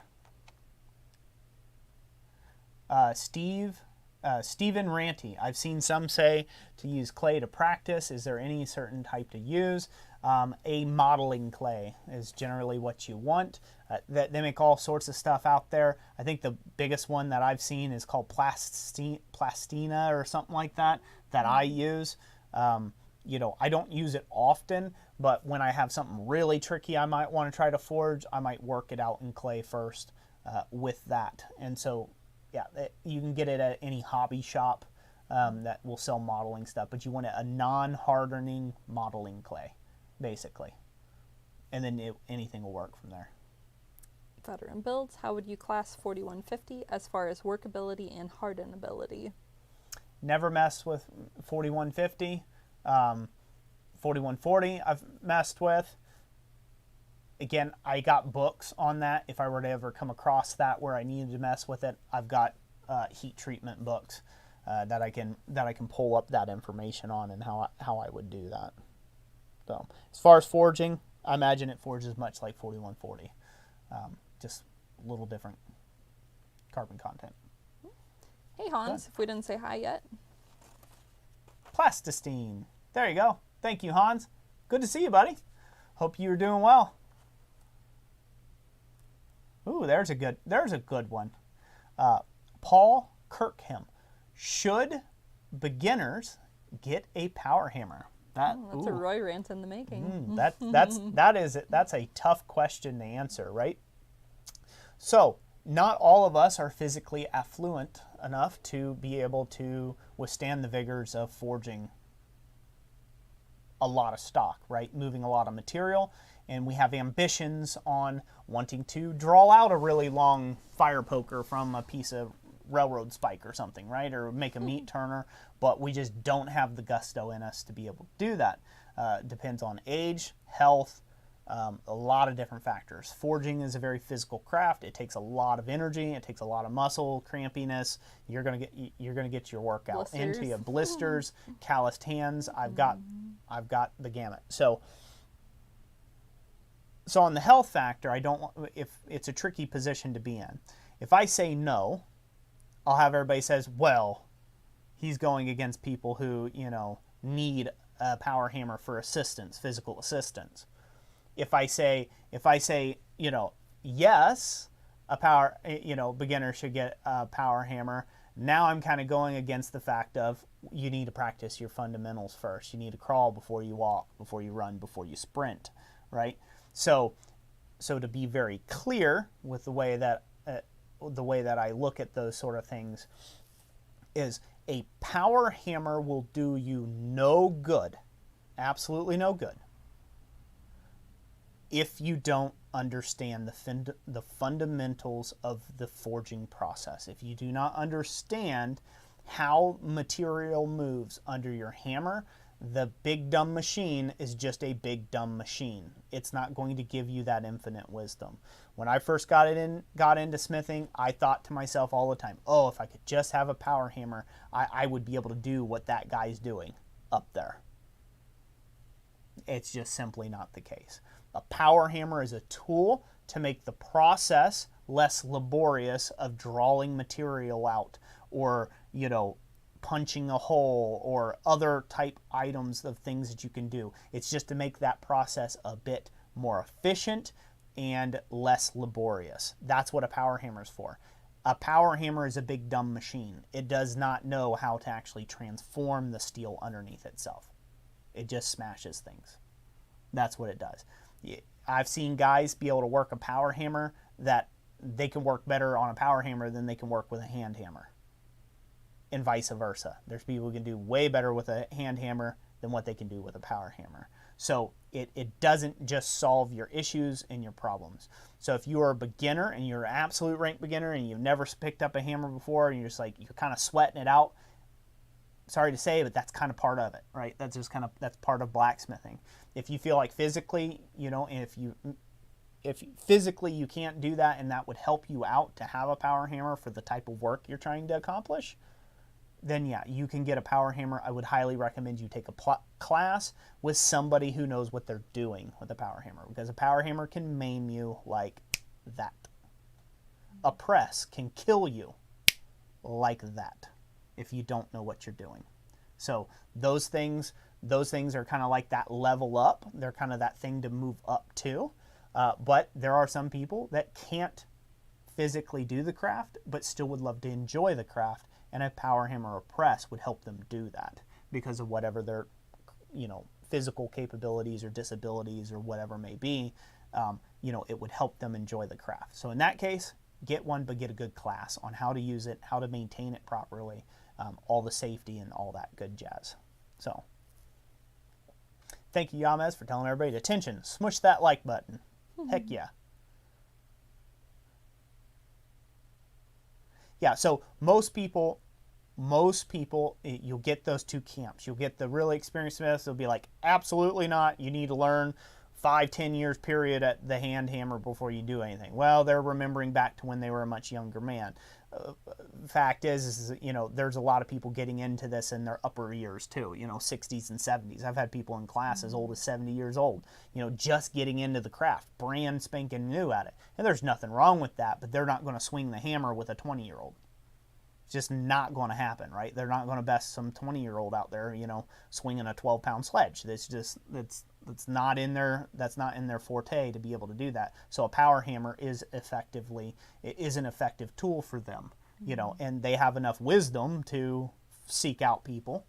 Hopefully they do enough wisdom to seek out people who can teach them how to run that piece of equipment, you know, and do that. But if you're just a rank beginner and you've never even swung a wrench in your life before, you should probably practice with the hand hammer, even if you got to do smaller projects to really get good and focused and develop your skills, your baseline skills, before you move up to something that can maim you in an instant or kill you in an instant. So it's that important. Yep. Lance Cadell says, I used a power hammer once, definitely intimidating the first time. Yeah, they're very intimidating, and that's good. They should have your respect. They should have your respect. You shouldn't fear them, but they should have your respect. That's it. You know, and again, you see some people. I see some people getting in the craft. They've got maybe a year or two experience in it, and they're busy jacking around, playing around like a bunch of jack wagons in front of a power hammer, trying to make it look all cool and everything else. They're going to look real uncool when they're Mr. Nubbies out there. It's not amusing, right? Like one day when they find a wife, you know, they're going to be like all thumbs. That's not amusing. It's not cute. It's not cool. It's, you know, be that part of your hip club. I don't want to be part of that club. I'd rather have all my digits on the day that I die, you know, preferably. So that's, you know, that's just something to point out there. Again, learn to use the equipment properly, do it safely, and it can be a huge aid and a helpful thing to you. I'm a big fan. In fact, I'm creating a solution to take and help guys in their garage. I'm a big fan of you guys getting the ability, creating access to tools in this great craft, and to help people even with physical disabilities to be able to do this craft. And a lot of my tooling that I'm designing here just recently that I'll be releasing this year is based around that, you know, but it still comes out there with it. You know, you got to use it. You have to get information and learning and some skills. So yeah, great. That's a little bit of a rant, huh? Yeah. Nate, the 10-finger club. Yeah, the 10-finger club. That's what I hope to be, you know, remembered for. Is that Roy went out of this world with still 10 fingers.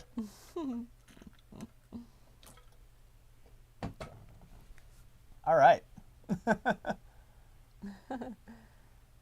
Breading Hammer likes the occasional couch discussion. Yeah, it's a good way of doing it. So I'm trying not to spend the whole stream engaging with the chat like this. It's very easy to do that because you see these things moving, so you have to keep doing your job so I can stop reading. All right, sure. Read. Crayfish asked how long you've been blacksmithing. 14 years. Been smithing for 14 years. Stephen Dayon says, do you have any guides or videos on hammer control? Yes, I do. I have many. Yep, I have a lot of videos out there on all the fundamentals and the basics. So for those of you who are unaware, there's like 1,700 plus videos on the YouTube here on everything you can get around for forging. So there is a ton of content that I've uploaded in the last 6 years of doing this. And so, you know, go through the channel, type in your question, whatever it may be, and put Christ Center Ironworks after it. If you go onto YouTube and you're Googling it, you know, or you try to search it on YouTube, just put Christ Center Ironworks after whatever that is. Hammer work, copper work, fundamentals, and it'll pop up the playlist and everything else. And Clark says, any tips for someone that would be using a gas forge venting in a garage? So this is something I've seen come up quite a bit. People get really quite freaked out about a gas forge being in a garage. Coming from doing heating and air conditioning work previously, you know, there's things you can do to actually calculate how much BTUs an hour that is coming out of a forge, and they're saying, you know, you can Google this information. It's all out there now. Basically, you need a certain amount of cubic foot a minute of free airflow coming into the space in order for it to support the consuming flame. So many BTUs, or British thermal units, that are being consumed. Without knowing that, I can't give you advice on sizes of openings or anything else unless you knew what the BTU output is on your forge. Most people don't know what the BTU output is on the forge, and so therefore and they don't really come with BTU ratings, so therefore the largest opening possible is great. Are you going to die of carbon monoxide poisoning because you ran a gas forge in your garage? No, you're not. You're not. Open a window, crack the garage door, and you're not going to die of carbon monoxide poisoning. It doesn't work that way. Carbon monoxide, just like any other vapor or gas or anything else, works through dilution, and it has to dilute your bloodstream, the oxygen in your air. It has to displace a certain amount of volume, and it has to be a certain parts per million in order for you to have health effects from it. Some people will scream at you to your face that you even have it inside your garage, like, how dare you, sir? But dude, open a window, right? Like, you wouldn't light a campfire in your garage and keep it all sealed up, would you? No. Or turn on your vehicle. Hello. Dum-dum. Don't do that, right? Open your garage door while you're running it. Crack it somewhat. Any of that oxygen that's coming in with your gas forge, it's going to prevent you from having any sort of ill effects whatsoever. One of the great things about carbon monoxide poisoning and things like that, while you're awake and you've got your eyes open, they're going to start burning first. You're going to start getting a headache. You're going to start feeling nauseous and sick to your stomach and feeling woozy. Right? That's going to all happen while you're still awake. And then unconsciousness and death happens after that. So it's like a staged thing, and it can build up in you and build up in your lungs. So you do have some idea. It's like, I'm getting an awful big headache every time I fire up that forge. You might want to add some more fresh air there. Yeah, Katana Guy recommends a CO detector near the forge. Exactly. A simple CO detector inside the shop will really help out. So, yeah. So that being said, and where do you get CO? Where do you get CO from? Incomplete combustion of gases. That's where you get carbon monoxide from. The incomplete combustion of gases. So in a theoretical world, if you had your forge running in a perfectly neutral environment, you would have 0 CO coming out of it. You're not perfect. That forge ain't perfect. And so you're always going to have a little bit of carbon monoxide probably coming out of it. But like I said, in the space and in the volume that you're in, that matters. So hopefully I can answer that out. Like, I know it seems like I'm going really in depth on some questions. These are just questions that get asked all the time.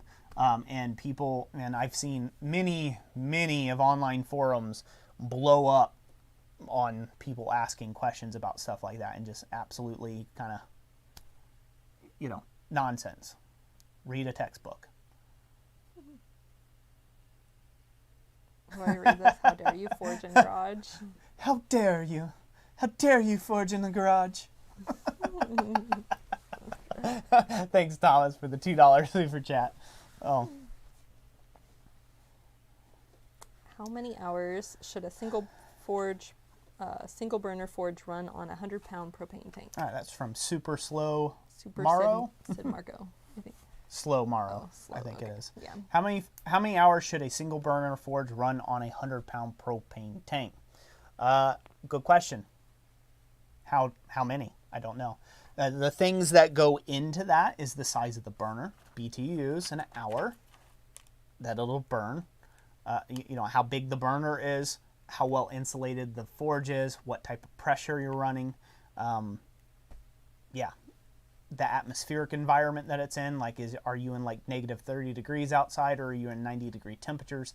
All of that affects how long something can run off of a 100-pound propane tank. I will say that I can run a full 2 days to almost 3 days on a 100-pound propane tank with a 3-burner gas forge running at about 8 psi. That may or may not help with that. If you're running a little single burner, God, you could probably run for probably a week or better on a 100-pound propane tank, depending on whether you're at welding heat or other stuff. Lance Caudale, thank you for the $5 super chat, by the way. God bless you. Greatly appreciate it. So yeah, Mark asked if you can forge weld with a single burner forge that's open-ended. Is it possible to get it to forge welding heat? No.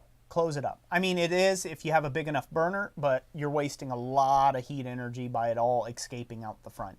You need to enclose it somewhat. You still have to let the forge breathe. You can't close it off completely, otherwise it'll backfire up your burner pipe. But you do need to block up the front a little bit and the back of the forge. So. Crayfish, how do you make your gas forge neutral? I have a whole video on a gas forge just recently I put out on Mr. Volcano Gas Forge of how to actually tune a gas forge.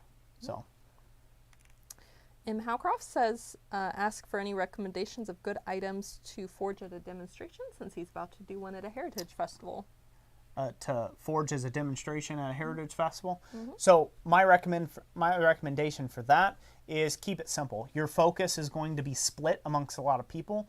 I know there's a tendency to want to try to show off your skills when you're at a big event, right? Because like you get this opportunity to show what type of, skilled craftsman you are, right? So there's a value in that. But I would say that, my advice is for you to basically forge on simpler items that showcase the skills of a blacksmith. So fire pokers, hooks, meat skewers, stuff like that, bracelets, things like that, simpler items that show a lot of transition of material and moving around.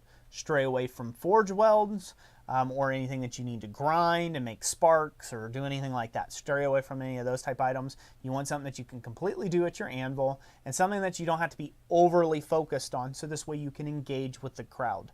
The worst kind of demonstrator in the world is somebody who's just over there sweating it out to the oldies, forging away over in their corner and not engaging with the audience that's coming up to you. You need to be able to engage and smoothly walk through your work as you do that and explain it.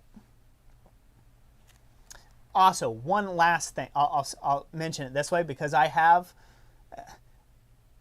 used to be I was able to do this. I have been at other blacksmithing public demonstrations and have watched other smiths work at, public, like historical villages and things like that. Don't get into the trap of making things up if you don't know what you don't know. Don't make things up.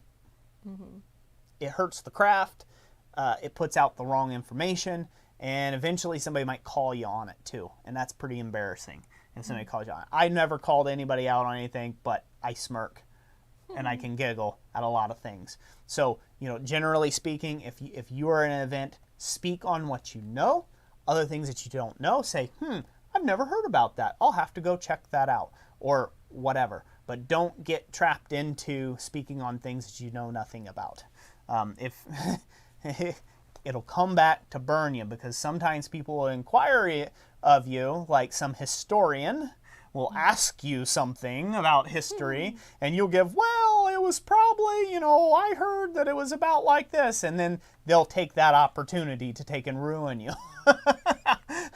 to bawl you out in front of a whole crowd of people. So don't speak on things that you don't know anything about. So, just stick to what you know and explain and demonstrate. And that's why keeping things simple, right? That way you don't look, you don't end up having a foot and mouth moment. Robert Lana says, will you be doing the door knocker on the next live? Eli, hello, by the way, lurking in the background. Will I be doing the door knocker in the next live? I don't know. We will see how it goes. Hopefully hopefully, yes. That's kind of the plan. I plan on doing the door knocker in the next live. I actually plan on doing a lot of that kind of work here recently upcoming. And that'll segue us into my upcoming events. Yes. So I have been invited by Umba, right? Is that how you say it? Mm-hmm. So I've been invited by Umba over in near Burlington, Wisconsin. Or Beloit, I guess. Is it also Beloit? The Beloit area. Beloit area. So if you are part of Umba or the Upper Midwest Blacksmith Association, I will be their conference demonstrator this year, November 11th through the 13th. I will also be demonstrating in Gainesville, Florida, November 4th through 6th at FABA, or Florida Artist Blacksmith Association. I will be their conference demonstrator as well. And then, you know, I will do the meet and greet there at Quad State in Troy, Ohio in September 23rd through the 25th. And then I also have in May 29th, that'll be coming up here real soon, I have a one-day class, Animal Heads class in steel in Goshen, Ohio. So be sure to come check out one of those events if you're around. Meet with me, say hey, and do all that good stuff. So, yeah. So people have been asking, you know, so just so you know, what am I going to be doing at some of these conferences? So right now, I will be doing some form of Baroque ironwork. I know at the Wisconsin event, I will be doing a French Baroque door knocker. So that's my plan as of right now, unless something changes. You know, in FABA, I might be doing something very similar to that since they are so close together. Yeah, you know, 1 weekend apart. Yeah, they're 1 weekend apart. So I've got a lot of stuff coming up for that. So, yeah. Somebody says, he's going to need gas money. Yes, I am. So get to super chatting. Oh. Yep. See, Kevin, I'll definitely need to go to the FABA event. Yeah. Yeah. So, City Girl, Country Heart. Roy, is there something you haven't forged that you want to? I have a slew of things that I want to forge that I haven't got to yet. Life seems to pull me away. Doing this as a full-time occupation has a tendency to do that. Mm-hmm. So I have, obviously, Jessica to take care of and my 3 children. So I got to keep a roof over our heads first and foremost. So sometimes that ends up taking me back away from being able to do the, you know, passion projects that I have. Every blacksmith has passion projects, and probably when I die, I'm still going to have a 500,000 passion projects that I've never gotten around to do or finish. So yes, I still have a lot of great items that I'd love to do. I've got chests, I've got door knockers, I've got all sorts of really cool stuff that I want to get to at some point. But we'll see. We'll see how it goes in the future. Blackbird Ironworks, thank you for the gas money. Greatly appreciate that. Good question from Jerry. Speaking of blacksmith associations, is it worth it for a beginner to get into one? Yes, it is.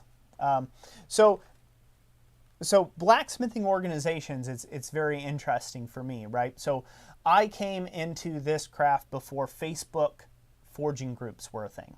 I was in this great craft long before there was a whole lot about it on the internet, basically. You didn't internet anyway. Yeah, and I didn't internet anyhow. Believe it or not, I didn't have a smartphone until, 5, 6 years into our marriage? 2016 when we got one, maybe? Yeah. 2017. Yeah. Before then, I had a flip phone. Yeah. So I didn't internet good, you know. So thank you, Bernard.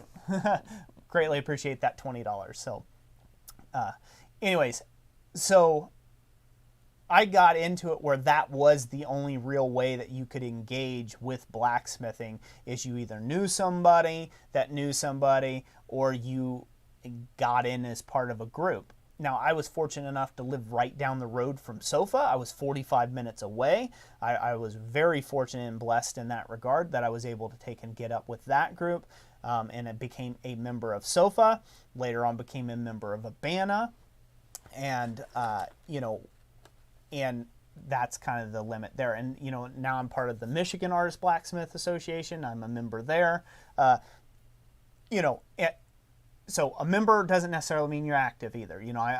I subscribe to them. I put my membership I throw my hat in the ring to support those groups and those organizations. And again, I got started in that in monthly meetings, and it's kind of where I got my first connections to where I get some coal from and a good line on tools, and got to meet a bunch of other experienced smiths and things like that. And so those were really pivotal for me to actually get into smithing as a whole, I would say, is, you know, being able to have that kind of community when there was none out there. There wasn't Facebook. There was not a Facebook group for blacksmithing back then. Your first blacksmithing class if you had never even been part of the group. Exactly. I may have never even took my first blacksmithing class if I wasn't part of the group. So hopefully, this thing's looking like it's freezing all over the place. Hopefully it's not doing too bad. Hopefully we're not freezing up too bad. Hopefully we're doing good. They said the audio's smooth, so they can at least hear us. Okay, the audio is smooth, so, oh man, this is really bugging me. Bugs me to death. So, is it worth, as a beginner, to get into a group? Yes, it is. It's worth getting into a group. It's worth finding like-minded people that you can smith with. And, you know, you never know when you're going to find that person that lives right down the road from you, or get an invite to go over to their shop and learn from them. You know, that's not a prerequisite. Nobody has to necessarily surround you and say, yeah, you got to, you know, yeah, come over to my shop and take all my tools and come over anytime you like. You know, that's not a prerequisite or anything. But go make yourself a part of something bigger than yourself. That's always a good thing. That being said, there is a lot that blacksmithing organizations could be doing nowadays to do better, to engage better with the current way that people interact online, and you know, they're kind of falling behind the times when it comes to that. So I severely hope that a lot of these groups get up with the times, get up with the technology, so this way they can continue to promote this great craft into the future, and not just fall by the wayside and get not known about. So yeah, that's my thoughts on that. But as a beginner, yes, yep, get into it. Let's see, Damien, for forge welding, do you prefer coal or gas? You even make a camera freeze, bar run forge. Yeah, sorry. Oh, so for forge welding, coal or gas? Is that the question? Yep. For forge welding, I like to using coal. So I can forge weld in gas, but it's not my favorite. There's problems with forge welding in gas. The flux, it eats the gas forge lining. You know, you got to run the thing like a screaming banshee. It sounds like a Harrier jet inside your shop to bring things up to forge welding heat. And, you know, yeah, just it's a lot in a gas forge to bring things up hot. And you got crazy dragon's breath sticking out. And you know, yeah, that's not my preference of my way to take and do forge welding. So, and mainly because I cut my teeth on coal, green coal. That's what I started with long before I ever got a gas forge. Many years before I ever was able to afford a gas forge to buy one. So. GWI says, do you have any hints on the new tool you plan to launch? Yes and no. So I can go ahead and, you know, state exactly what the tool is. It'll be launched by the end of this month. The tool that I plan on launching is a step hammer of sorts. So it'll be a kit that you can purchase, and it's a bolt together kit. So there's no welding required. You know, and so you just need to have general skills of being able to drill a hole and swing a wrench and bolt things together. So, you know, a lot of the charting, a lot of the thought process has already been taken. All the holes are basically drilled in the pieces and the parts of the kits. The only thing that will have to be drilled and supplied by you is like the 2x4 that you'll be drilling. So it works off of a stud in your standard wall, and yeah, there's a lot of amazing things about it that I've really, this thing's been stewing for a long time, and it's just now become a possibility with the, you know, the help of the CNC plasma bed we have at the shop. So, yeah, Yamez, go ahead. You can drop the link to your Discord. Bill will ask if horseshoes are mild steel or hardenable. That I'm not for sure on. I'm sure there's different grades of horseshoes, depending on whether they're for draft horses or not. My guess is most of them are mild steel because they weld on, they add hard surfacing rod and other things to them sometimes if they're going to be on a draft animal and things like that with like heel cocks and toe cocks and things like that. So I would assume that most of them are mild steel. You know, all the ones I've ever forged on, like turning them into other things, have all been mild steel. They're not tough at all, not even in the slightest. So I need to step out for a second. Sure. So can you go that way and I'll yes. move real quick? Yes. Excuse me, folks. Did you take off your mic? There you go. All right. Let's see. Crayfish Forge. What is a step hammer? Is it like a treadle hammer? Yeah, it's just another name for the same thing. Let's see. The question about hitting the head on the fly press. So the fly press bar and the weights are considerably higher than both of our heads, even when it's spun down. So the only way he'd hit his head is if it was the handlebar, but normally he stands a specific way with that. There you go, Yamas. It looks like your link for your Discord went through there. Cliff Miller, hello from Michigan. Glad that you could make it. Stephen Ranty, you have a friend that's a farrier and even makes aluminum shoes. Interesting. Katana Guy, Roy hasn't done a whole lot with horseshoes, but when we first got started doing some craft shows, he would take a horseshoe and make a little cross and put it in the center. I think there were bookends or something like that, but did like a horseshoe. Oh, also a horseshoe coat rack. 3 horseshoes side by side, and then like half horseshoes for the coat rack portion of it. That's right, Debaka Maker, entertain them. Bar Run Forge, too much coffee. Dig his mic. Roy moved in the video. Says, he's back. I will take a brief intermission myself. Ha! Now you're stuck with me. Now you get to entertain. Oh. All right. Too much coffee. Yes, please take his mic. That's for sure. Oh. All right. Ah, man. I don't know how Jess can do it. Seeing the encoder overloaded. Hopefully it's not too bad, the video on this. This is something like I really get irritated when there is, you know, problems with computer stuff. It gets in the way of my jam, man.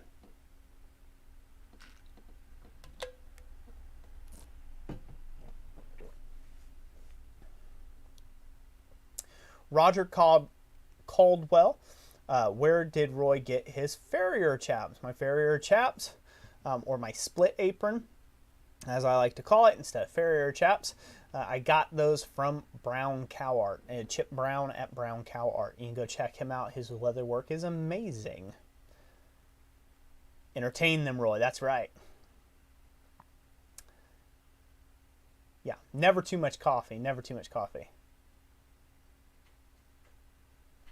Sean Anderson, I was hoping that Roy would have painted the anvils on the fly press black and the rest of the handle yellow. Yellow anvils just doesn't look right. Looks pretty amazing to me. Looks pretty amazing to me.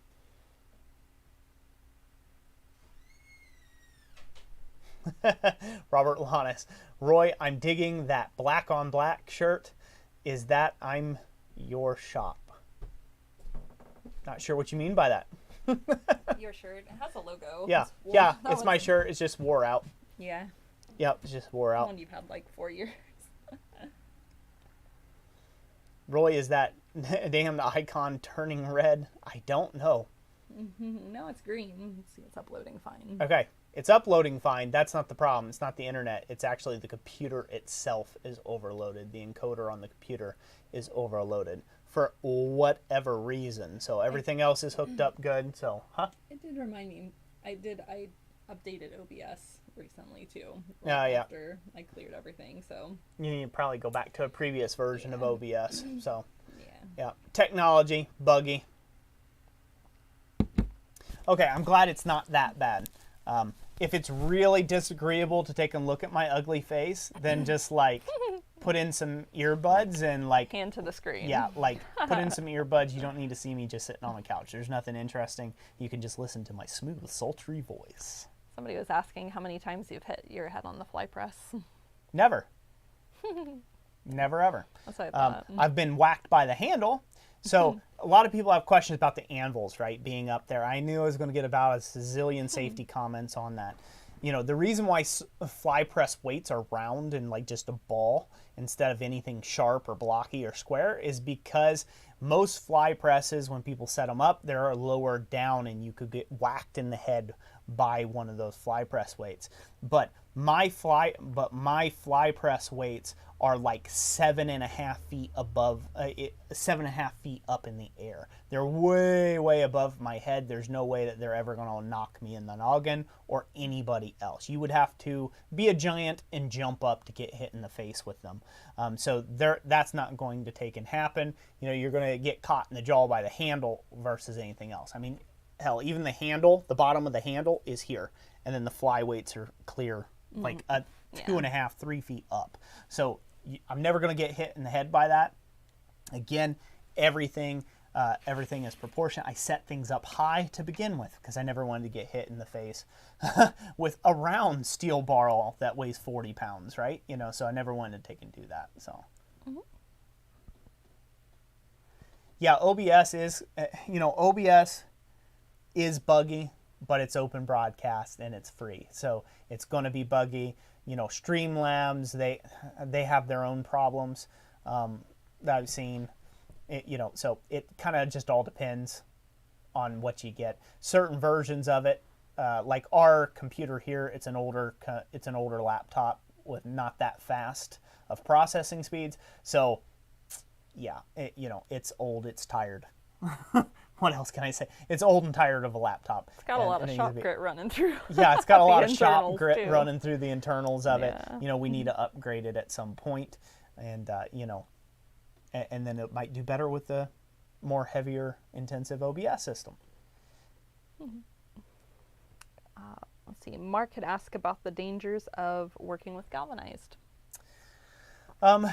Dangers of working with galvanized. So the danger of working with galvanized is long-term exposure. It's kind of like lead, right? Like if I were to lick a block of lead right now, I'm not going to and then die, right? Like that's not going to happen. It's going to build up in your bloodstream over time and then cause you issues. Any metal, right? Any metal fume, like with galvanized work, you can get, zinc toxicity or like a metal fume fever that they call it. There's all sorts of other names for it, but basically it's a toxicity of metal. The metals build up in your lungs and in your blood system, and then that causes you problems over time. So with that being said, the dangers of working with galvanized come from when you heat it, because zinc, like, it's been so long, zinc zinc melts at like, if I remember correctly, like right around 400-ish degrees, it melts, and it's a vapor by the time you hit like 600-700 degrees. Zinc is starting to convert off gas and turn into a vapor. So if you stick it in the forge, it's definitely a vapor, right? It's going to become a metal that is atomized into the air, and you breathe it in your lungs. That's what makes it such a dangerous thing, and you can get a really heavy dose of it and end up dying from it, and it's not pretty. So where can you use zinc? If you think about it, modern furnaces that are 80% efficient, that again, they don't get super hot, but double wall B-vent or even single wall, you might be running 300-ish degrees, to 250 to 300 degrees on a piece of ductwork for your exhaust pipe, and no one worries about that, and no one's dying and dropping over dead from metal fume fever, right? Just because their exhaust pipe is getting hot. Now it can get so hot that the zinc actually starts melting off the pipe, and that's a different thing. That's atomizing, that it's converting that into a vapor that's actually getting out into the home and then into your lungs if you had a hot spot or something on it. And that's why we got codes, and it's why there's all sorts of books around that on how to run vent work properly and things of that nature to avoid hot spots. right? So you don't have those issues. In the forge, you shouldn't ever really forge on zinc anything that has zinc coated in it. It's not worth the risk on it. Some people can boil it off with acids. I don't have a lot of acids around. I have been guilty of just throwing a handful of bolts or whatever. If they're zinc plated, I don't really care. I'd throw them in the gas forge and go walk away, you know, for 10, 20 minutes and let them burn off. And once they're gone, I come back in the area and, you know, grab my bolts and continue on doing whatever I was wanting to do with it. Can I recommend anybody do that? Absolutely not. Because again, I'm taking a risk of something building up in my lungs. And, you know, so it's recommended that you don't do that at all. You strip it via vinegar or some sort of other acid. It's going to be an occupational hazard to take and strip that. If you're wanting to forge on something else. If you don't have to take the risk, why? Right? Why? If you know it's hot dipped galvanized pipe, fence post pipe, just no. Stay away from it. Don't. It's not worth welding on. It's not worth you breathing in and inhaling. It's not worth it. Find yourself some black iron. Find yourself some just regular steel pipe that doesn't have a zinc coating. So that's my thoughts on zinc or the dangers of working with zinc. You know, one way you could do it, people throw a fit about this.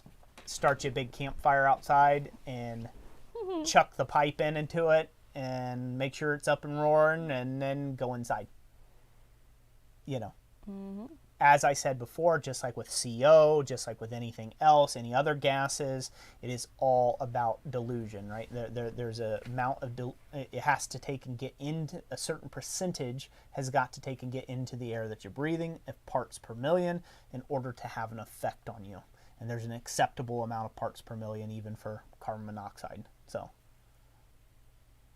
Blackfeather says, how can it be tested if a metal is galvanized? Usually it's usually by its color. It's got that classic galvanized steel look to it. It's not going to have like a regular steel look. Like, you know, grab one of these things. We need to give some stuff away here soon. Like this, that's dark, right? It's steel. It's got some rust on it, things like that. Galvanized steel, this would be silver. Easiest way to test. It's not going to be any other color but silver. It's going to have silver. If it's got a nick in it or something and it was just plated galvanized, that part will be rusty and the rest of it will be silver in color. That's the whole point of galvanization on a piece, is to protect it from rust. So that's how you can tell if a piece is galvanized or not. Really simple and easy. Just look at it. It'll be silver. It won't be any other color but silver. Yep. Same thing like a bolt. If you go to a hardware store, it'll tell you this is zinc coated. That's galvanized. There's polished zinc galvanized coating that's been plated, and then there's hot dipped galvanized, which is like your bolts that you might build a deck with, like carriage bolts and stuff, and it's like gray looking. It's gray in color, but it's silver. It's that silvery gray. It's not a plain machined bolt metal look to it. Yep, dilution. The solution to pollution is dilution. LOL. Jeff Woodring, that's great. All right. What's going on? I was just starting to type up the pre-comment here. The giveaway stuff. When we get to that. Yeah. Steve Doan. So for a colorblind person, go to a trusted source and don't trust the junk pile. Very true. You know, another thing, like let's say you're burning some galvanized. There's one quick tip here. It'll take and it'll fume off. You'll see it. It'll have like a coating on it that'll be fuming off. Steel doesn't do that. Steel gets hot, it gets scale on it, but it doesn't have a coating that kind of whispery falls off of it and fumes off. You'll see fumes literally and like a flame that kind of comes from it. It'll be like turquoise in color. You know, you're colorblind, so you can't see that, but it'll have like a flame on the piece. You know it's been coated with something. Steel won't catch fire. Galvanized will. Mark Fairbrother says, I've had galvanized poisoning many times in the past as an iron worker, and if you drink a ton of milk, it will help with the symptoms. Even put milk in my eyes with an eyedropper. It really does work. Yep, Mark, I was told that by actually a much older blacksmith that, you know, and welder, and a good friend of mine, he's long since passed, named Raymond Sim. that's what he did. Whenever he had to weld on galvanized and they start feeling a little ill or whatever, he said just drink as much milk as you can possibly stomach, and it gets you to cough all that garbage up. And yeah, something about it. I don't know. Something about the milk. Binds with it. Yeah, binds with it or something. Yamez. Night, Yamez. Thanks for being here, brother. Oh, we should give something else away, shall we? Yeah, let's do that. We've been running for 2 hours and 6 minutes. Woo. Man, I've been very word heavy, haven't I? Yeah. Hopefully you all have been enjoying the stream. Hopefully I've been answering enough good questions for everybody and being real good.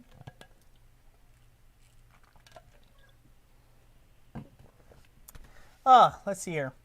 We should give away some guillotine tools. What do you think? Sure. What do you all think? Should we give away some guillotine tools?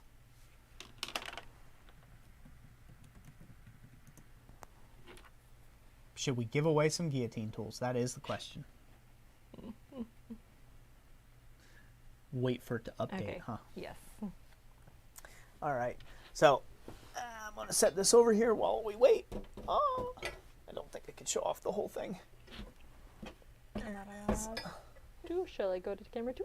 Camera 2, yep. Okay. Camera 2. All right. Woo! So we are going to give away one of our C-frame guillotine toolkit.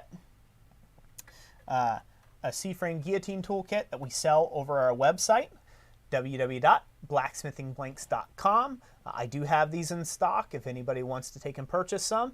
If you don't win here, I do have these in stock, so you can get these for a nice right price of about $75. Not too bad to take and weld up and make up yourself. So we're going to go ahead and give away one of these C-frame guillotine tools kits. It comes with the base, it comes with the 1-inch hardy stem, the front and back pieces, the side plates, and it comes with one set of dies that you have to cut yourself. It's a blank die that you can cut and turn into anything that you want. So we're going to go ahead and give one of these away. Let me go back to the main cam, Jess. All right. So we'll give one of those away here just now. How's that sound? Sounds good. There's so many people who are getting blocked on their messages there, Jess. Yeah, the other every time I click on it, another moderator's already handed it. So. All right. And all we right. can still see it. Okay, so we're going to go ahead and draw away for a C-frame guillotine tool now. And thank you to all the super chatters and the channel members that make this possible. Greatly appreciate each and every last one of you, and allows us to give away some of these great things. And everybody who's buying blanks, that really helps out. All right, we ready? Yep, ready. Drum roll. Drum roll. Who do we have, Jess, for our We first have guillotine tool? Blackbird Ironworks with dang fine looking guillotine tool. Blackbird Ironworks. Congratulations, you've got a dang fine, good looking C-frame guillotine tool. Kit. Oh, kit. We'll get that shipped out to you as soon as possible. I should mention it's a kit. You have to weld it together yourself, but we'll send you one out. So that's for the C-framer. Oh, All right. and I also, in tonight's stream, I wanted to give away 2 A-frame guillotine toolkits. Let's go to camera number 2, Jess. All right. I'll let people see that just fine. They see that fine? Yep. There we go. So this is an A-frame guillotine toolkit that we sell over our website. Again, www.blacksmithingblanks.com. It comes with the 1-inch hardy stem, the base, the front and back plates, 2 side pieces that hold your dies, and a blank die for you to turn it into whatever you want. And this one over our website sells for $50. So you really can't ask for cheaper than that. And again, this is just a kit, and you get to weld it up together yourself. It takes about 25 minutes. 25-30 minutes to take and put one of these together. We're going to go ahead and give away 2 separate one of these in tonight's stream as well. Are we ready? We can go back to the main cam. All right. That's funny. Neck me now. By Ryan Healy. That's funny. Oh, all right. Are we ready to take and drum roll? We are. Drum roll, please. All right. And go.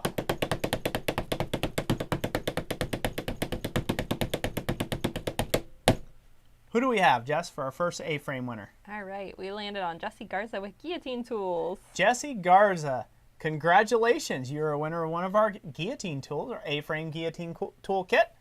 Comment, get with us through that contact email down in the description, and we'll get these sent out to you. That's all winners. If you win something, you have to get with us. You have to contact us through that contact email. That's right. So please do. All right. Are we ready to draw for another guillotine tool? Yes, we are. Ready? Mm-hmm. Are they ready? They're ready. Try and nearly chop me now. All right. We're going to draw for yet another A-frame guillotine tool. All right.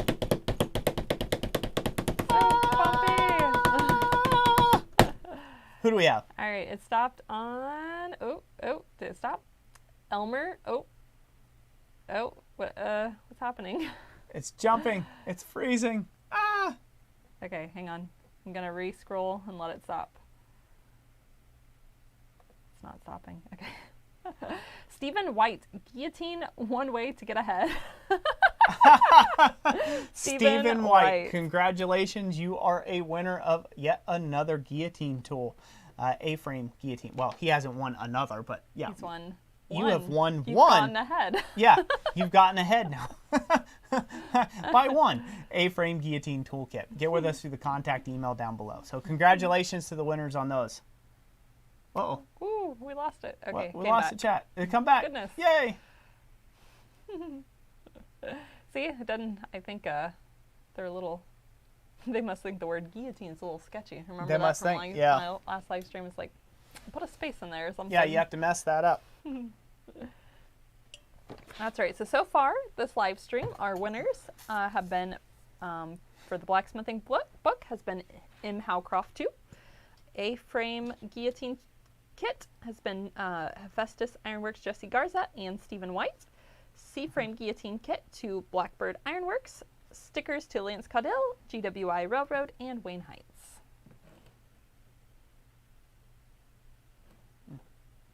Good. Congratulations, winners. Man, that chat is really buggy on that end, huh? Mm-hmm. Well, hopefully it's going well. The more people comment, the faster the comments fly. Yeah. And then it'll, sometimes gets a little sketchy. Forgive me, please. You're forgiven. For whatever reason, I don't know why.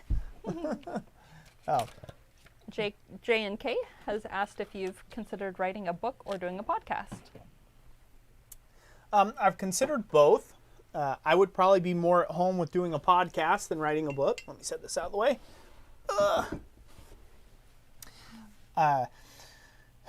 Podcast would work because I like to talk. So, talking is not an issue for me. Hello, we've been at this 2 hours and 14 minutes on a glitchy stream that you're probably tired of watching and are now listening to. So a podcast would probably work out pretty good for me. I wouldn't mind doing a podcast. I've been the guest on a couple of podcasts, so that's worked out real well.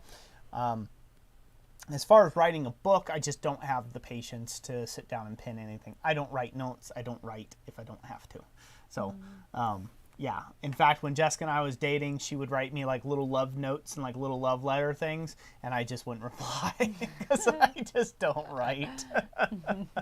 But I kind of had a thing, basically I was a lefty. I am a lefty. I'm a left-handed person.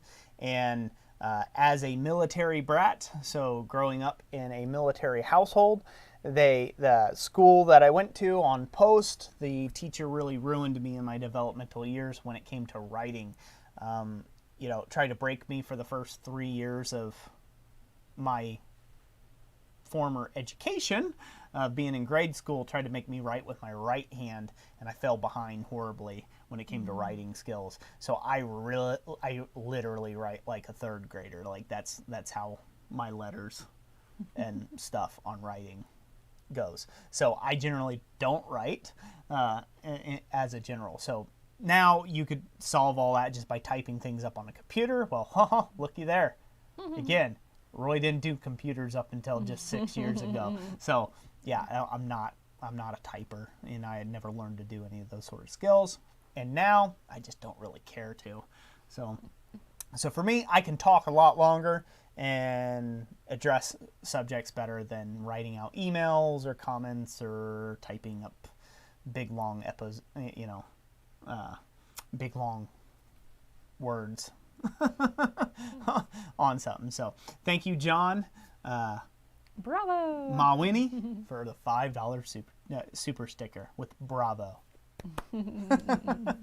Thank you very much. So, yeah, the podcast, I've kind of toyed around with the idea of maybe doing a podcast at some point in time. There's so many other people with some pretty great podcasts out there with blacksmith stuff. I don't know if I'll ever have my own. Probably just be a guest on people's podcasts more than anything. Stephen Ramsey, do you have additional tooling blades for the A-frame? That is something that I don't know if you've posted them yet to the site.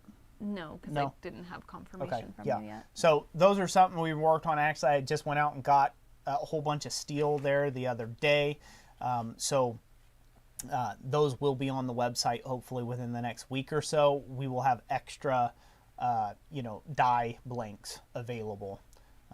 The trick to getting the steel in and the dies, like, and especially just for my new product launch here, I'm kind of capped on capital right now at the moment. It's because you have to buy so much of something in order to get the costs down with the economies of scale to be able to make it reasonable. Otherwise, the Guillotine toolkits would have to be like, $200. And so you have to buy a ton of material to make things happen. And then, so that's kind of that's been a little bit of the trouble of it, and having it, I basically cut up all my die stock originally from the first batch of Guillotine tools. I cut up everything I needed and I got them all wrapped and packaged and sitting on a pallet. They're all ready to go. So like when you order, it's in a box and it's out next day, as of right now. I've got some things coming up, some events where I won't be able to do that, and I'll have like a little lead time that I have to do, but they're all basically sitting there ready to go in a box and out the door. Well, the problem with doing that is then you have zero extras. You have zero extras you can give, and in order to go out and buy enough steel to make a load, I have to buy a ton of steel, ton of material to get the price point down. That was a problem. So I just recently got resupplied on steel, and so yes, long story short, I should have some dies posted at the end of next week or so. Should have some additional die material. Pashka says, greetings from Russia. I don't speak English, but you are very funny. I'm glad I'm funny. Are you funny looking? Yeah. We don't speak Russian. We don't speak any other language except really bad English over here. So if you can handle that, we're pretty good.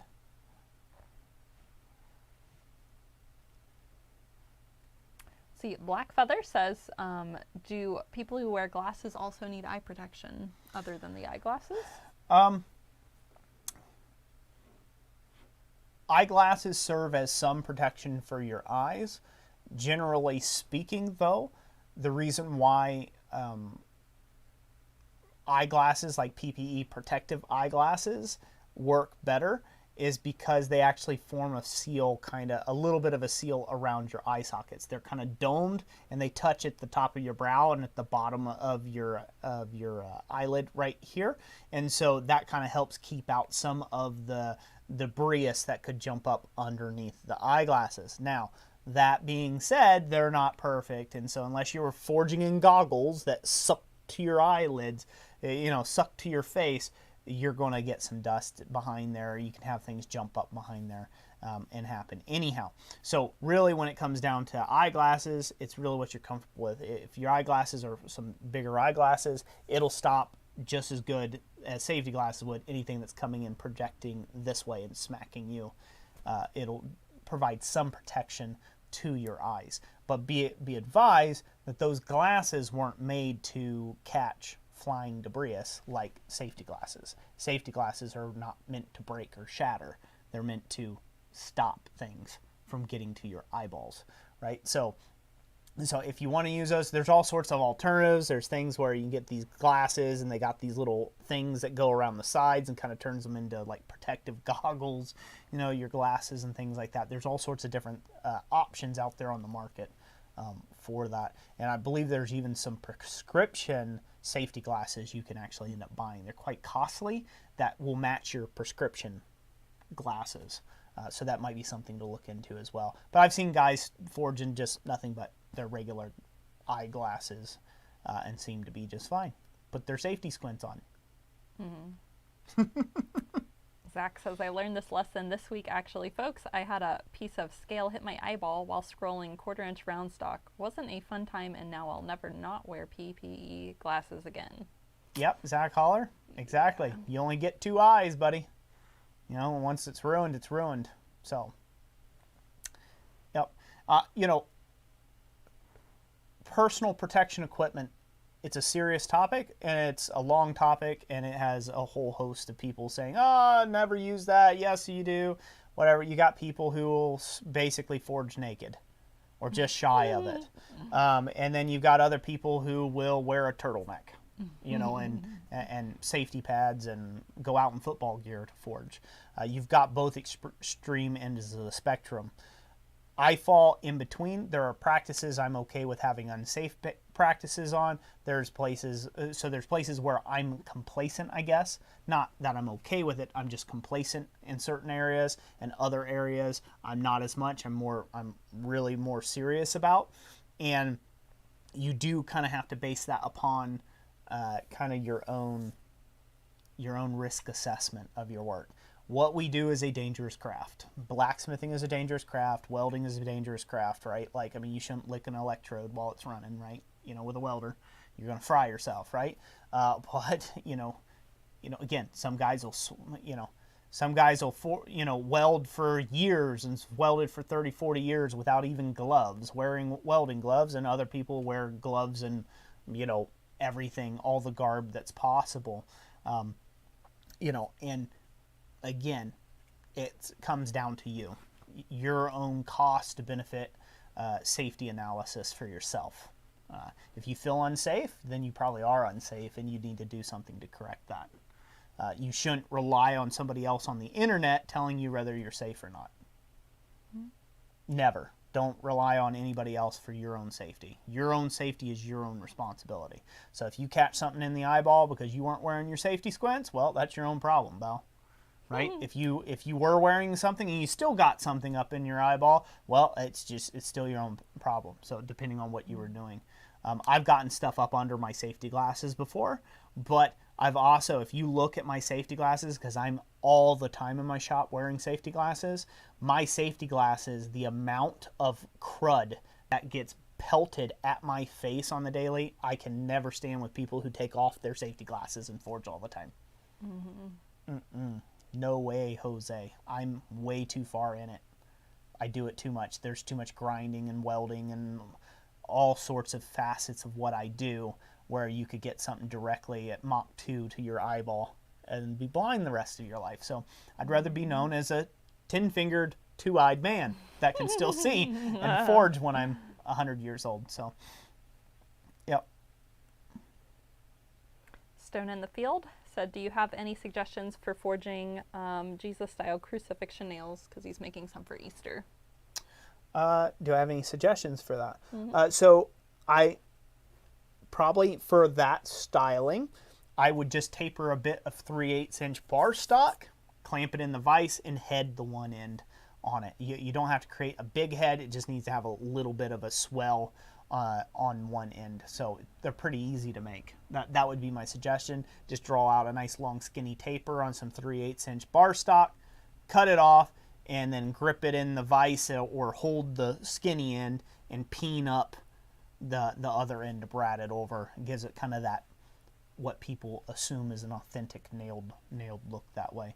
You don't have to go through the trouble of making some gigantic header or anything else like that for that type of nail, because they certainly didn't.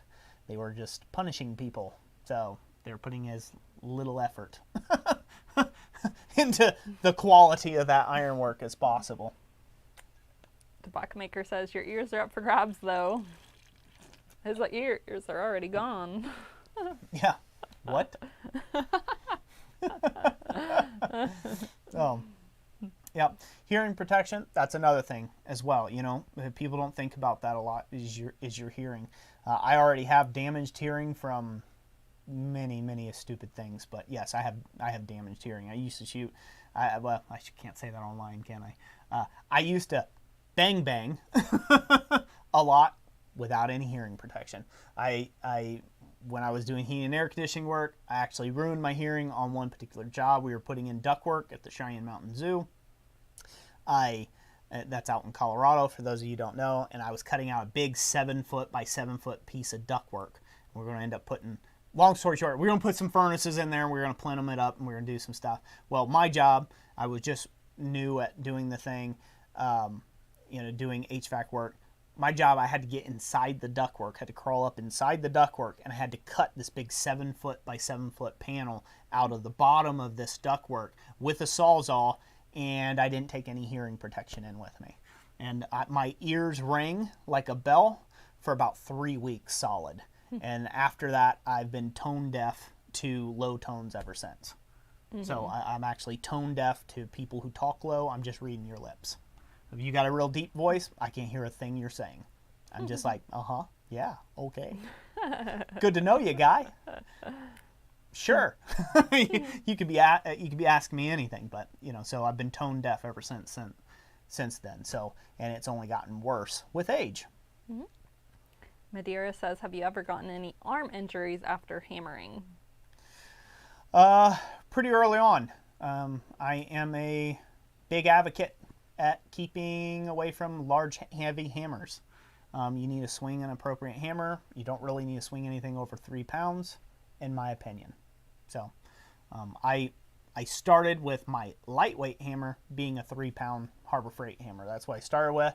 And most of the time I would forge whenever I had any heavy bar stock to move. I would actually forge with this little short-handled 12-pound sledgehammer. And I'd hold it way up by the head, and I just, I would murder some steel, and at the same time, I was murdering my carpal tunnel and all sorts of other problems. And I developed shoulder issues from that. And it wasn't until older Smith corrected me and said, whoa, what the heck are you doing? You're going to ruin yourself before you ever get old enough. And by that time, damage is already done. I had all sorts of pains and issues and shoulder issues and things like that from swinging way too big or heavy of a hammer. So my main daily driver hammer now is a 1 3/4 pound hammer. And I know how to swing it correctly and still get the same amount of work done that a guy can do with a 6-pound hammer. They're cracking jokes that you're hearing. Oh, are they? Yeah. Whatever. I don't care. Titus Blacksmith, can you hear me typing in a deep voice? Always jokesters. So. Steven said, do you have any recommendations on making a good branding iron? He's making one for his daughter's wedding. If you need to get it done, don't stray away from a welder. Go ahead and use a little modern process if you can. To make a really good forged branding iron with all forged welds and things like that is pretty darn tricky to keep everything flat. It's not impossible, but it's a real pain. I've made branding irons before, and it was a real pain. It was a real pain to do it traditionally, so it would be my recommendation, basically doodle out what you need to make as far as branding iron, and then buy some 1/4x1 flat stock and bend your letters and kind of shape things like that. Don't get too fancy with it trying to make it out of some weird size. Most branding irons are really basic, really basic things. So they don't have to withstand, what I'm trying to say is they don't have to withstand, the rigors of time or anything, right? Like they don't have to be built so overbuilt and heavy and god-awful huge. Like they don't need to be that. They need to be able to be heated quickly and then used to brand wood or cattle or whatever, right? Like, so they can be thinner material and just get them to shape the way that they're supposed to be. Question from Zachary Holler. I haven't attempted forge welding yet, but I want to soon. Are there any tests I can do to see if I can actually get successful forge welds? No. You just have to kind of take a stab at it. One thing you can do to take and test where your heat's at, if you're having a hard time recognizing that welding heat, you take 2 bars of steel, you get them in the same place in the fire, and you kind of push them together, and you rub them together, and they kind of like hang on one another. That's what they call a sticky heat, and that's kind of like the first heat. That's like the first stage of welding temp right there. Is once the bars kind of stick together, at that sticky heat, that's at the bottom end of the welding heat. Usually you let that go a little higher, just a little hotter, and then you bring it out and forge weld it together. So that's kind of one way to do it. The easiest thing for you to do to start forge welding without a whole lot of issues and complications, just take a piece of 3/8 inch bar stock, bend it back on itself, stick it down in the fire, get it good and hot, what you think might be a forge welding heat, and then tap it together. Try to, you're tapping, you're not wailing the snot out of it. You tap it together and then see if you can split it open, see if it splits all the way back open to the base. It should give you resistance. You can tear it open, that's not what I'm talking about, but grip one end in and see if you can pry that open. If you can pry it all the way open back to its base and it don't take no effort to do so, it didn't weld. So that's the easiest way to take and try a weld and to see if you can get a good weld. And it's just practicing and knowing what the correct heat is. I have an entire forge welding series on YouTube here that you would really benefit from if you watch the whole thing. Yep. Jason asked if you make hammers. I do. I don't make them full-time professionally. That's the best way I can explain it. I will be making some more hammers in the future. My hammers are generally not really for forging, I guess you would say. They are examples of my skill level in ornamentation. So my last hammer that I did, that actually won People's Choice.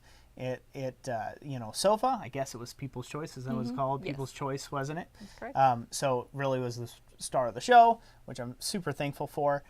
Was a hammer that I put probably 200 hours worth of engraving and chasing and Baroque work, high relief chasing and engraving work into.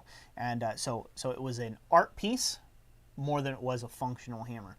You could still swing it. You could take that hammer and go out, drive nails with it, or forge with it if you wanted to, but it was taken to the brink of what's possible with a hammer.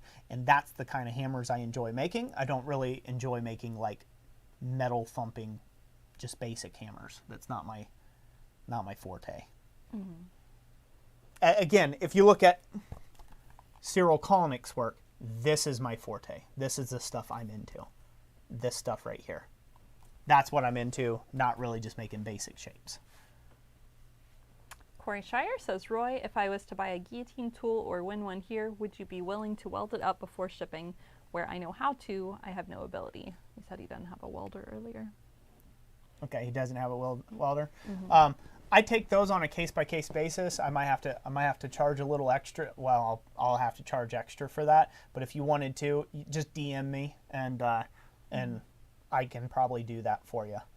The reason why I don't offer the guillotine tools all welded up is because I'm not fixtured up to where I could actually make that economical, right? Like that's the whole point of the kit. I'm trying to make it cheap enough that other people can do it. There are some really well-made guillotines out there that I just can't compete with their price. There's no way I could do that. Not with my current shop rate and current tools that I have to be able to weld something up. But on some one-off stuff for people who don't have that, if you want to buy a kit and you want to try to pay extra for a welding, for me to weld it together, I can probably do some of that. So would be okay. What do you have? The hammer? Jay Kiefer, yes. This is probably gonna be terrible, but there's a picture of it. Yeah. Yeah. Was anybody able to see that? We'll see. Okay. It was probably a little blurry. Oh. Yeah. High Desert Forge and Ironworks, just get with me. DM me. We'll talk. We'll talk prices. It's never good to talk crazy prices or special deals. I know High Desert, you've been around for a long time on the channel, so I don't want to commit to saying, oh yeah, I'll weld that together for you for $5, or $50 or whatever it may be. I don't want to commit to any sort of prices, and therefore people are like trying to hold me to that. Well, you told so and so. Right.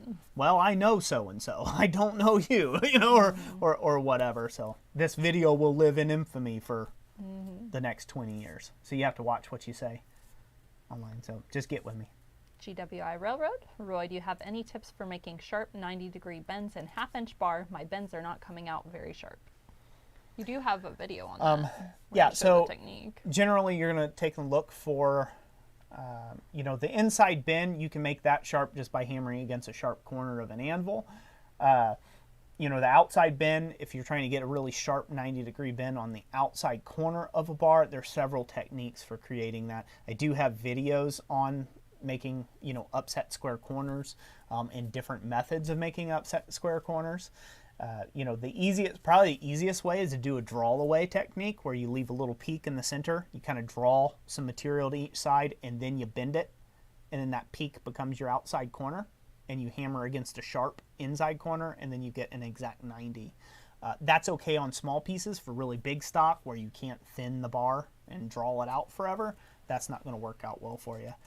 But yeah, I would say look up the series I have on upset 90-degree corners.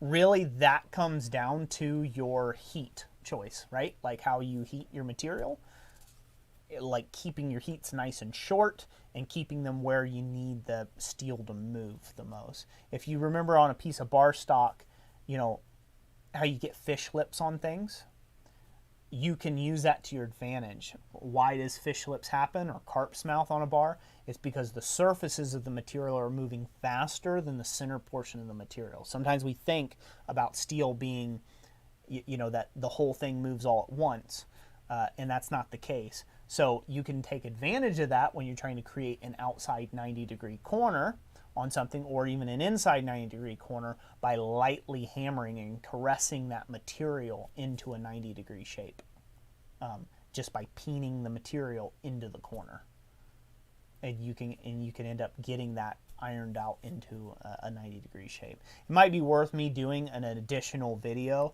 on some of that more intensely. I would like to help people out with that. Sometimes it's hard to make a video that only gets 100 views, though, because nobody cares about real blacksmith work anymore. They only care about Damascus and knives. That's the only thing people care about anymore. And making troll hammers and whatever other things, So it's kind of difficult to make some of those. Yeah, what's your question?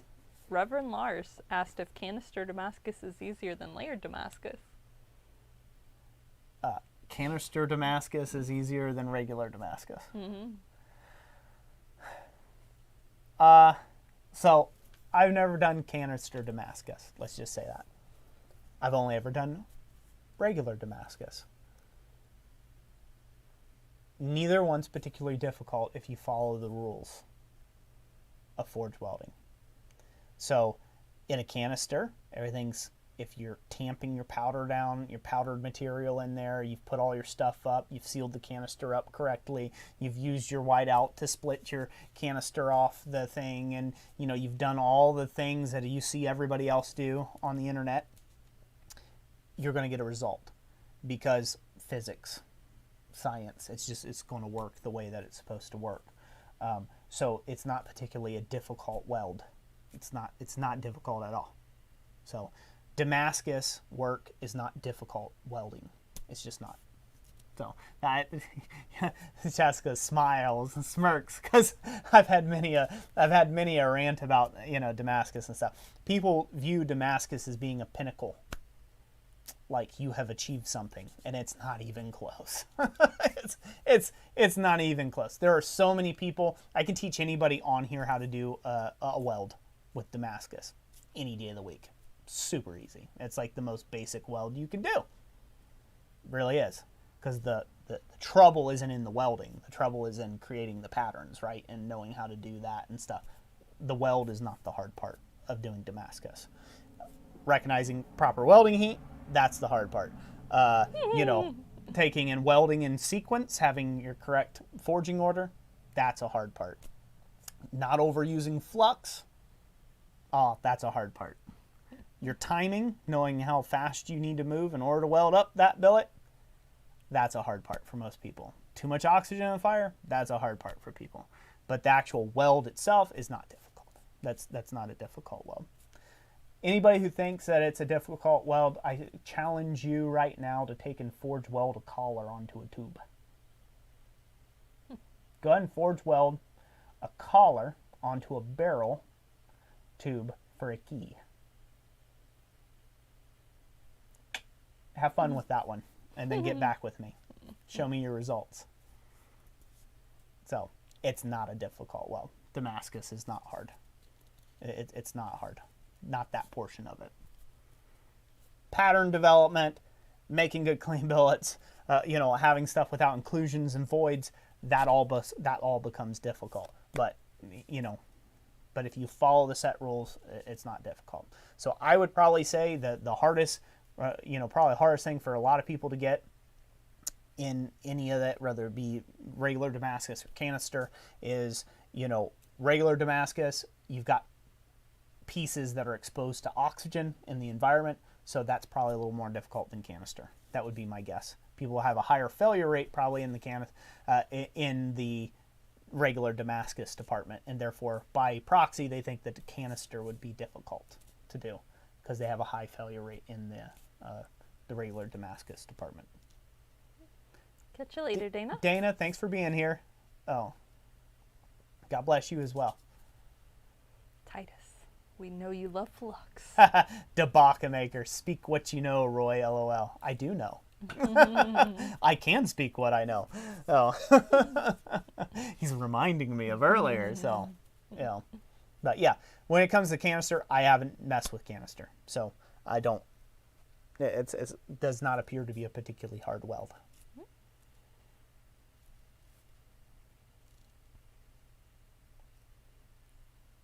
And you're being quiet. Okay. Okay, what are you reading? Do you want to continue the Damascus combo? Sure, why not? Okay. Let's continue on Damascus since that's everybody's favorite topic. Jason Leto, what is the best metal to use for Damascus? So, I'm not the Damascus guy. I'm not the Damascus guy. Most people use a 10 series with 15N20 of some sort when it comes to Damascus. There you go. That's basically it. A 10 series steel of some sort, whether it be 1095, 1084, 1065, 1075, 1060, like a 10 series steel with 15N20 is usually what people use with Damascus. It gives a really nice contrast to each other. One's a much, right? So you have the high alloy of the 15N20, and you have the carbon content that you need in the 10 series steel. So, yep. Jens Davidson, good evening. Jens Davidson, hello. We were just talking about the blacksmithing events a little earlier in the stream. Yep, we were just talking about those not too long ago. Okay, should we give something away? We should, yeah. We're coming up on nearly 3 hours. Okay. Also, let's talk about, I don't know how to pronounce your name, but we'll say, can you make some more videos about ease selling items? Like easy selling items. So we have an entire playlist on blacksmithing selling items. In fact, Jessica's written an ebook on several ebooks on selling items for that. So we will eventually probably get into doing some more business videos at some point. Doing that's always up. It's always good to refresh and update the business of blacksmithing playlists for sure. So yes, I'll consider it. Be out there. What's up? Zach Collar, will we be attending SOFA this year? That is the plan as of right now. We do plan on attending SOFA this year. Go ahead, pop up all the events, Jessica, real quick. Right. Upcoming events. Okay, so the upcoming events are as follows. May 29th, class in Goshen, Ohio. Be sure to check that out. I'll be teaching animal heads in steel. That'll be a one-day only class. I believe it's a Sunday. At September 23rd through the 25th, I'll be at Quad State in Troy, Ohio. We'll be selling blanks and all sorts of stuff, as well as just basically doing a big meet and greet and hanging out with folks. That's kind of what we do when we go there. I will be demonstrating at FABA, or the Florida Artist Blacksmith Association Conference, November 4th through 6th. And then November 11th through 13th, I will be the conference demonstrator at UMBA, or Upper Midwest Blacksmith Association Conference.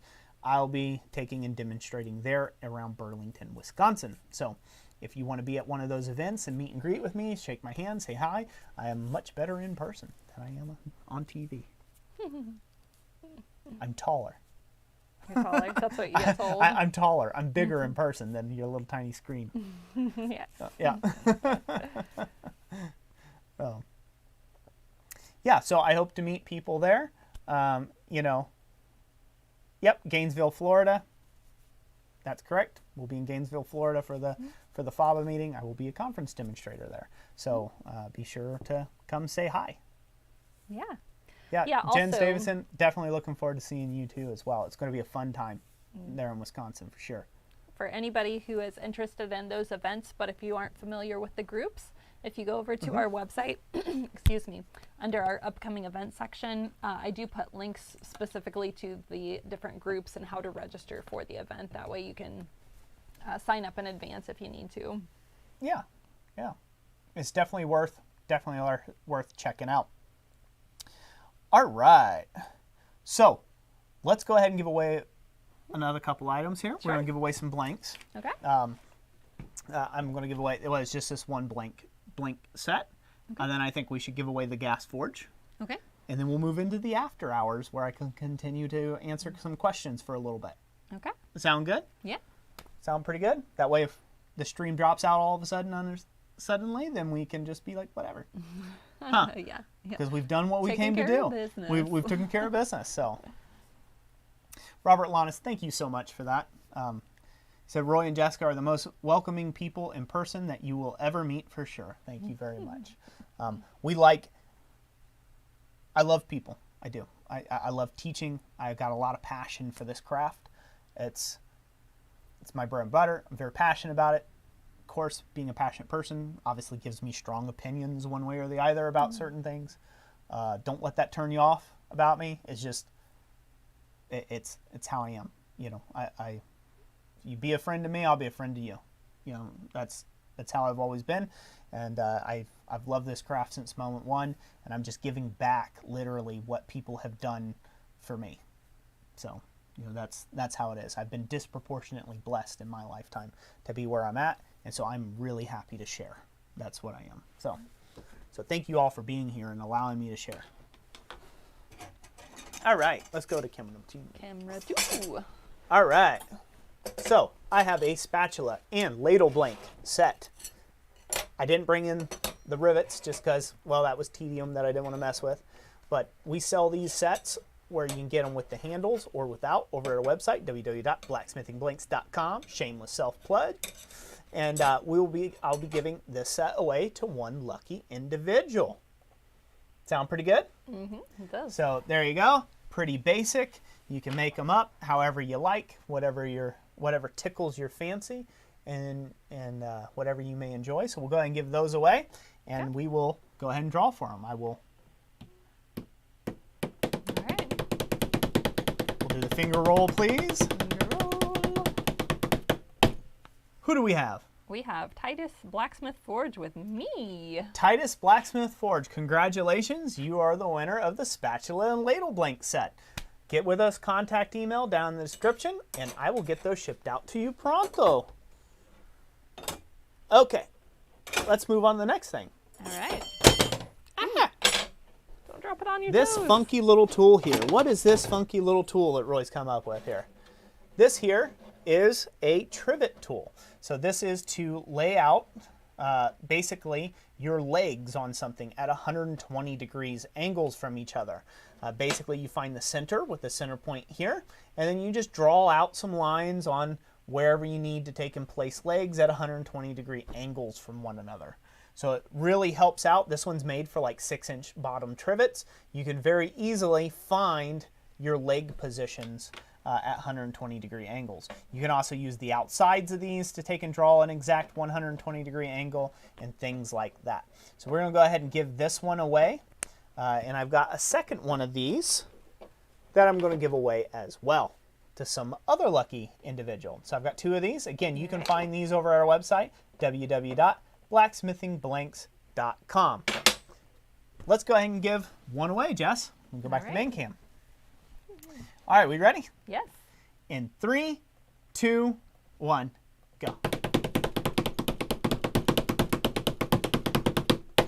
Who's the first winner? All right. KV Kid with blank. Is that KV? Kid KV. Sorry, Kid I read it KV backwards. with blank. Congratulations, Kid KV. You have a winner of one of our 120 degree tools. Get with us through the contact email down in the description. Let's do another one. We ready? All right, ready. This time I'm going to do a 2-finger roll. Okay. Louder that way. Oh my, I think I scrolled up too far. Oh Woo. no, Danimals Creations and Adventure 120 me. Danimals Creations and Adventures 120 degree me. Congratulations, Danimals. You have won a 120 degree tool from us. So get with us through the contact email down in the description down below. Get it shipped out to you right away. And there you have it. There's those blanks. There you have it.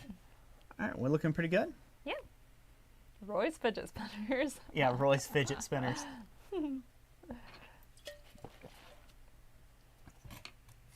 All right, Woohoo. that'll leave the last item. And up now the here. encoder's overloading like crazy because we no. switched. See, it was going so well, and then we had to Yes. switch cameras, and, Yes. Yes. and then we it was like, did. "What are you doing to me?" Oh, too much for the computer to handle. People are like, "Forge me, forge me, forge time, forge me." Ah, might just make you all have to wait it out for another hour. What do you think? No. It's all about that retention, bro. I'll go grab a bowl of soup. No, we're not going to do that. We won't make you all wait another hour. No way, Jose. All right. Are we ready to take and do another one? Yes. Are we ready to take and give away the gas forge? Yes. Will you pull up that screen, Jess? Pull up that So, screen. Year of the Forge 2022.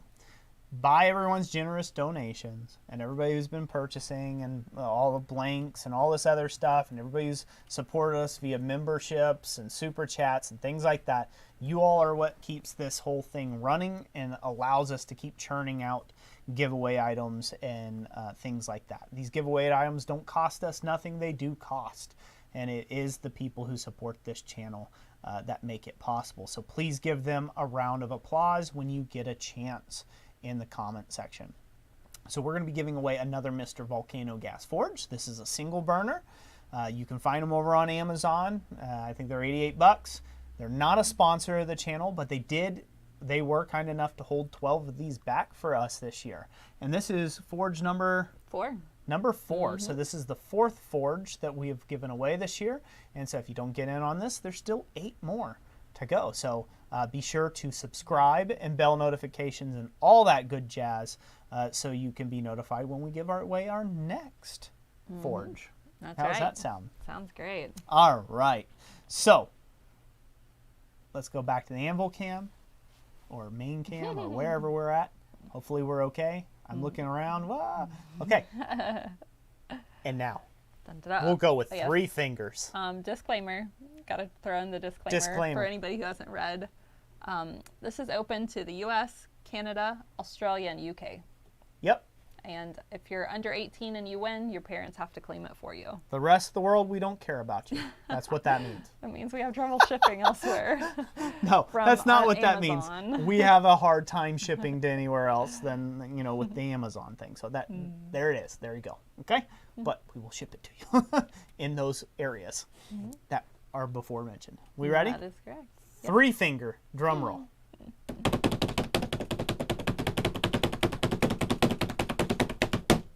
Oh man, that's throwing me off.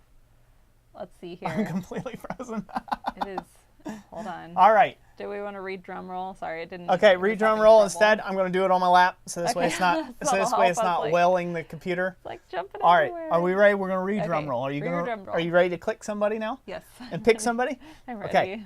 This is for the forge. In Anticlimactic. 3, 2, 1. That hurts the thighs. It's so much easier. Feel the pain. The pain. Who do we have, Jess? Right. Robert Shell with Forge, please. Robert Shell. Congratulations. You are the winner of the Mr. Volcano Gas Forge. Thank you. Congratulations. Congratulations. Get with us in the contact email down in the description. We'll get it sent to you. Woo! to Robert Shell. You are the winner. So congratulations, Robert. And we'll have to let that catch up. We will, yeah. It seems like people are still saying, "Forge me, please." There you go. Questions here. Let's see. Sean Anderson, I didn't answer your question from earlier. When will I do an enameling video? I have not done much enameling over the winter as it's kind of chilly in the shop. My forge is supposed to be at least 32 degrees room in order to run it, my kiln anyway. So I have a couple of projects in the works that I want to work on. One is some like miniature clocks, and I've got kind of some of my supplies set out for that. So I may be doing that, and I might do a video on that when I work on it. So yeah. All right. Well, hopefully it'll catch up here some point time.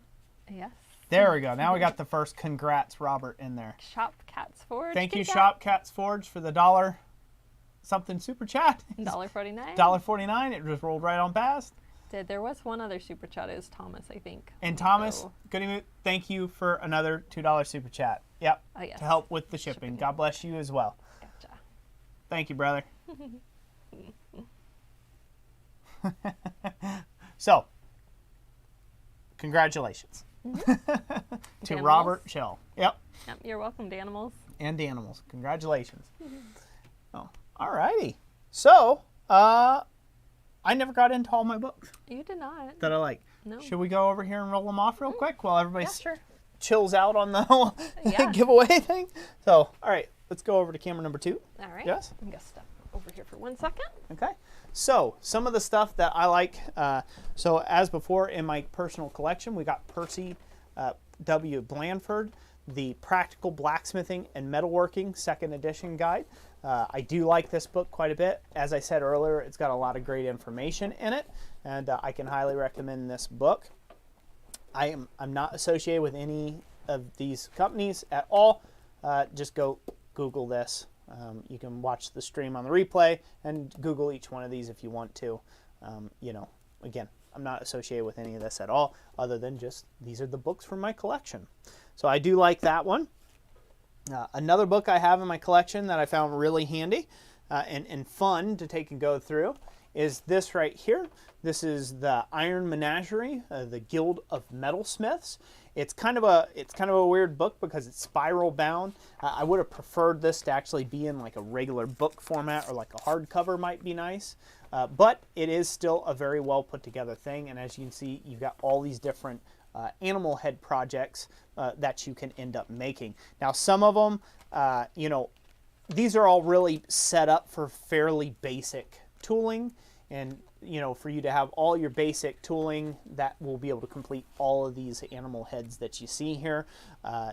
So you kind of make just your first initial set of tools, and then you can produce all of these. So it's a pretty handy, pretty fun book to take and go through. These aren't super high in price, and I would highly recommend, if you're just looking for a fun project, to check this book out. Again, they have like these step-by-step diagrams, where you can follow along with the words to take and teach you how to take and forge some of these animal heads. So that's another one I've got in my collection. I really like messing around with that one, or I did originally. Another one that I found real interesting and this one's put out by, let's see here, Lost. It's part of the Lost Technology series. It's reprinted by Lindsay Publications. This is Blacksmith Shop in Iron Forging. It has a lot of pretty good information in there. I found that it was a pretty good basic book for just general forging instructions, things like that, like how to stand at the anvil and upset bars, and just good practical advice for forging stuff. So that's a pretty handy little manual if you want to if you're just getting into it. A lot of beginner advice in here. They don't talk over your head. So a lot of really good beginner forging advice in this book. I can recommend that one. Probably my favorite books out of all of them is these books right here. So let me set them out. This is the Cosira series. And if you're into decorative ironwork, these are a must in my opinion. These are kind of like a go-to book, really well written, and it brings a whole different kind of perspective and approach to the work than what we do over here in the United States. So it's a really good book series. I do believe all these are out of print. You're lucky if you can find them. So if you do find them, they're definitely worth picking up. You know, you've got, in this particular order, I do believe it goes in order, so they teach things in order here. So you got the blacksmith's craft, its fundamentals and techniques, right? Then you have, I believe it is the decorative ironwork is the next thing. That's design and techniques. And you're meant to progress through these books as you learn, and they have things for you to practice on as well, projects for you to practice on. And then the final book in the series is the wrought ironwork, forms, production, and assembly.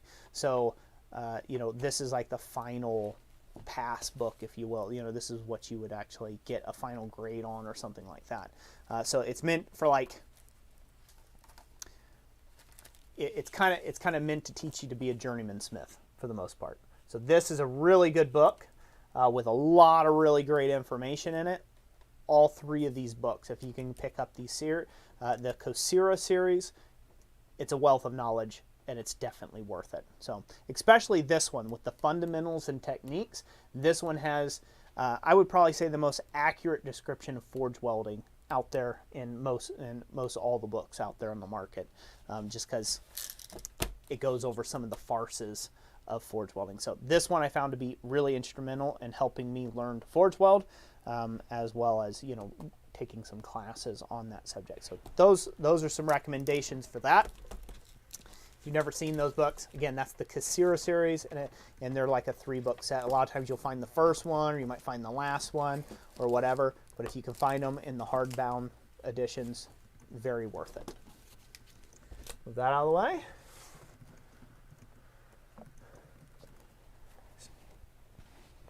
Okay, and then another one here is the hand forging and wrought iron ornamental work.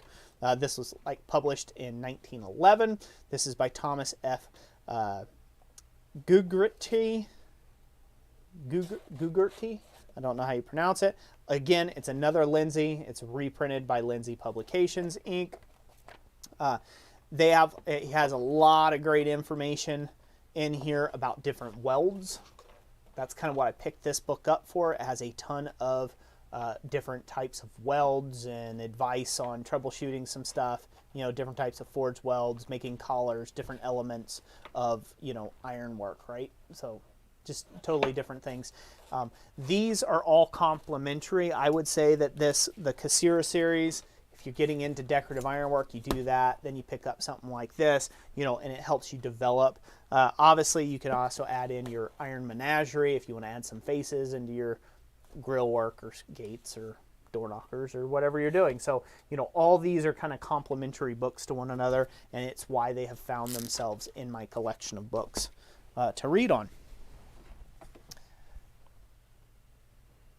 Daniel Castronova, thank you for the $9.99 super chat. So to talk about books and any sort of learning, you want the learning that you take, the learning path that you choose to enhance your ironwork or where you want to go with your ironwork. You start with your fundamentals, get good fundamental courses in, read everything you can about the fundamentals, practice the fundamentals, and then you start specializing after that. You go into, you know, as far as a learning path or learning curve, then you move into the things that you really want to do. Whether you want to do decorative ironwork, or you would do scroll work, you would do gates, you want to produce architectural stuff, you want to just make little knickknacks or whatever after that. If you're really serious about learning the craft of blacksmithing and getting extremely good at it, you can self-teach yourself that way, self-taught, you know, read a bunch of books, watch a bunch of YouTube videos, right? You can do a lot of that type of self-study and progress at your own pace and at your own rate in your own shop.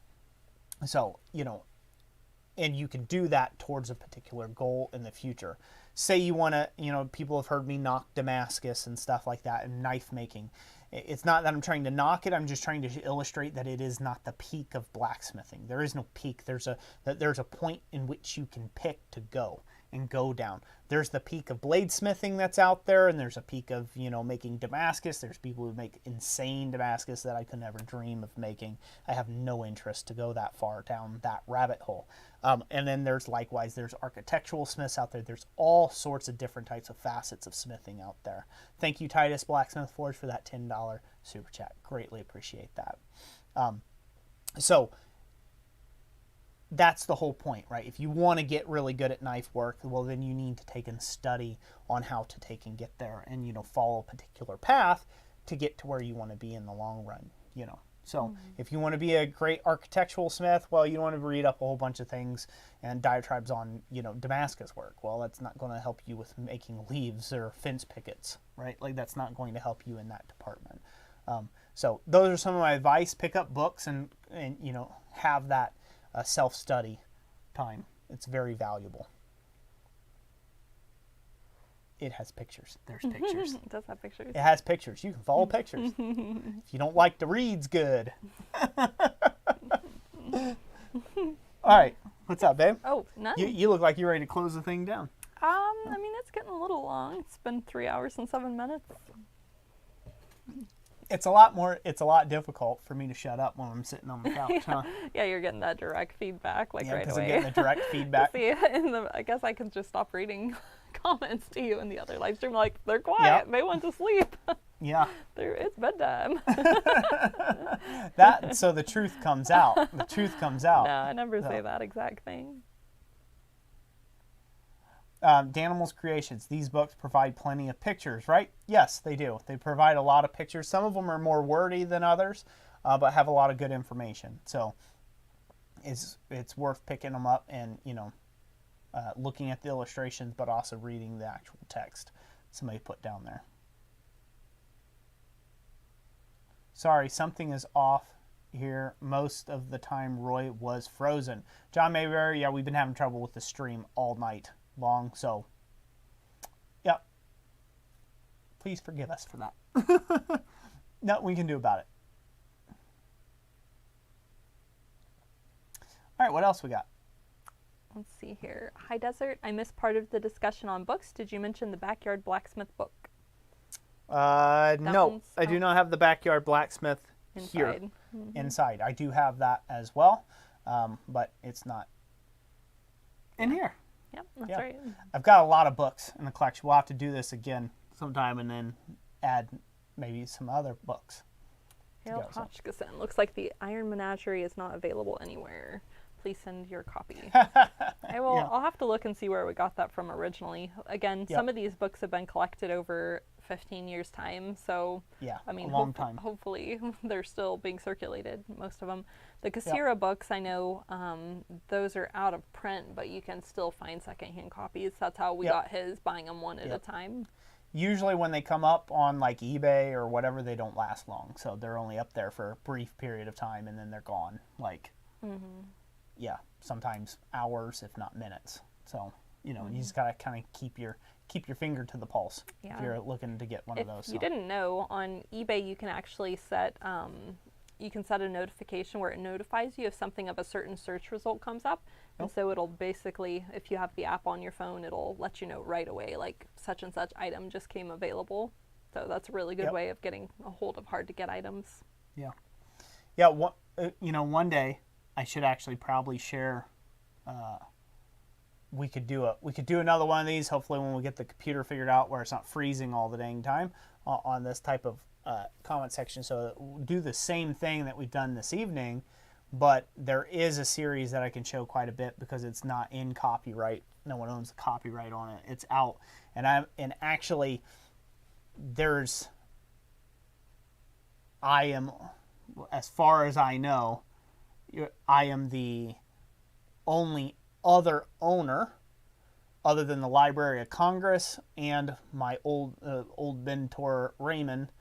I am the only owner of a copy of these books that were produced. It has a whole lot of ironwork projects, all sorts of stuff that was produced right around the 1920s, and so I might share that collection out there as well. I don't know. I won't do a whole lot. Looks like there's some bots in here. They're getting rid of them. Rob Good. got it. Deleted. We might have to block them. Yeah. I don't know if they timed them out for 300 seconds. Okay, good.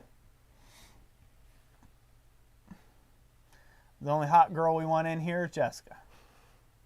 And whoever's watching on the other side of the screen, that's fine. You guys can be hot all you like.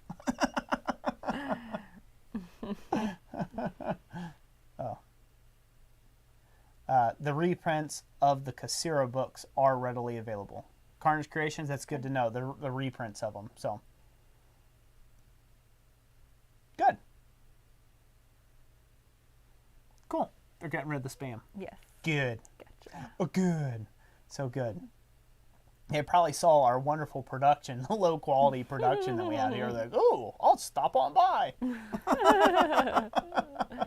Seems like my kind of place. So, anyways. Oh. Well, Jessica is like ready for food and for the evening to be over. We've been streaming for 3 hours and 12 minutes. So, yeah. I have a poem. You have a poem. I wouldn't have had it if I didn't go over and grab this book a minute ago. She has a poem that she's going to share. I do. I want to go ahead and just share some final thoughts. Number one, thank you. Thank you all for being here. Thank you for supporting the stream. Thank you for everybody who's supported us and watching and sharing our content and all that other stuff. Really couldn't do without you, so thank you very much from the bottom of our heart. Be sure to join me at one of the events that I will be having this year.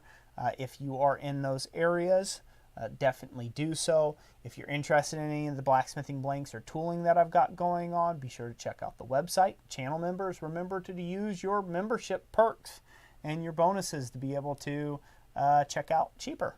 So make sure you do that. That's what it's there for. That's what you're paying all that fancy membership money for. So make sure that you do that. And I'm looking forward to what the future has in store for the future. Hopefully next live stream we'll actually be in the shop and we'll be able to get onto our French Baroque door knocker that I want to take and get onto forging. So I got a couple little designs drawn out that I haven't decided which one I want to go with just yet, but I'll get that figured out now that I have some time. Mm-hmm. Yeah. So, yeah. And then maybe play around with that in the next live stream. Mm-hmm. So, Jessica, with that being said, all right. God bless each and every last one of you. Mm-hmm. Jessica's going to lead us out with a little poem, and we'll catch you on the next one. All right, this one is called Don't Give Up, and it's written by Phoebe Carey. If you've ever tried and have not won, never stop for crying. All that's great and good is done just by patient trying. Though young birds in flying fall, still their wings grow stronger, and the next time they can keep up a little longer. Though the sturdy oak has known many a blast that bowed her, she has risen again and grown loftier and prouder. If by easy work you beat, who the more will prize you? Gaining victory from defeat, that's the test that tries you. Thank you, Robert Scholl. Have a good evening, and we will catch you guys next month on our next live stream. Take care. We'll catch you later. Good night, everybody. Thanks for joining us.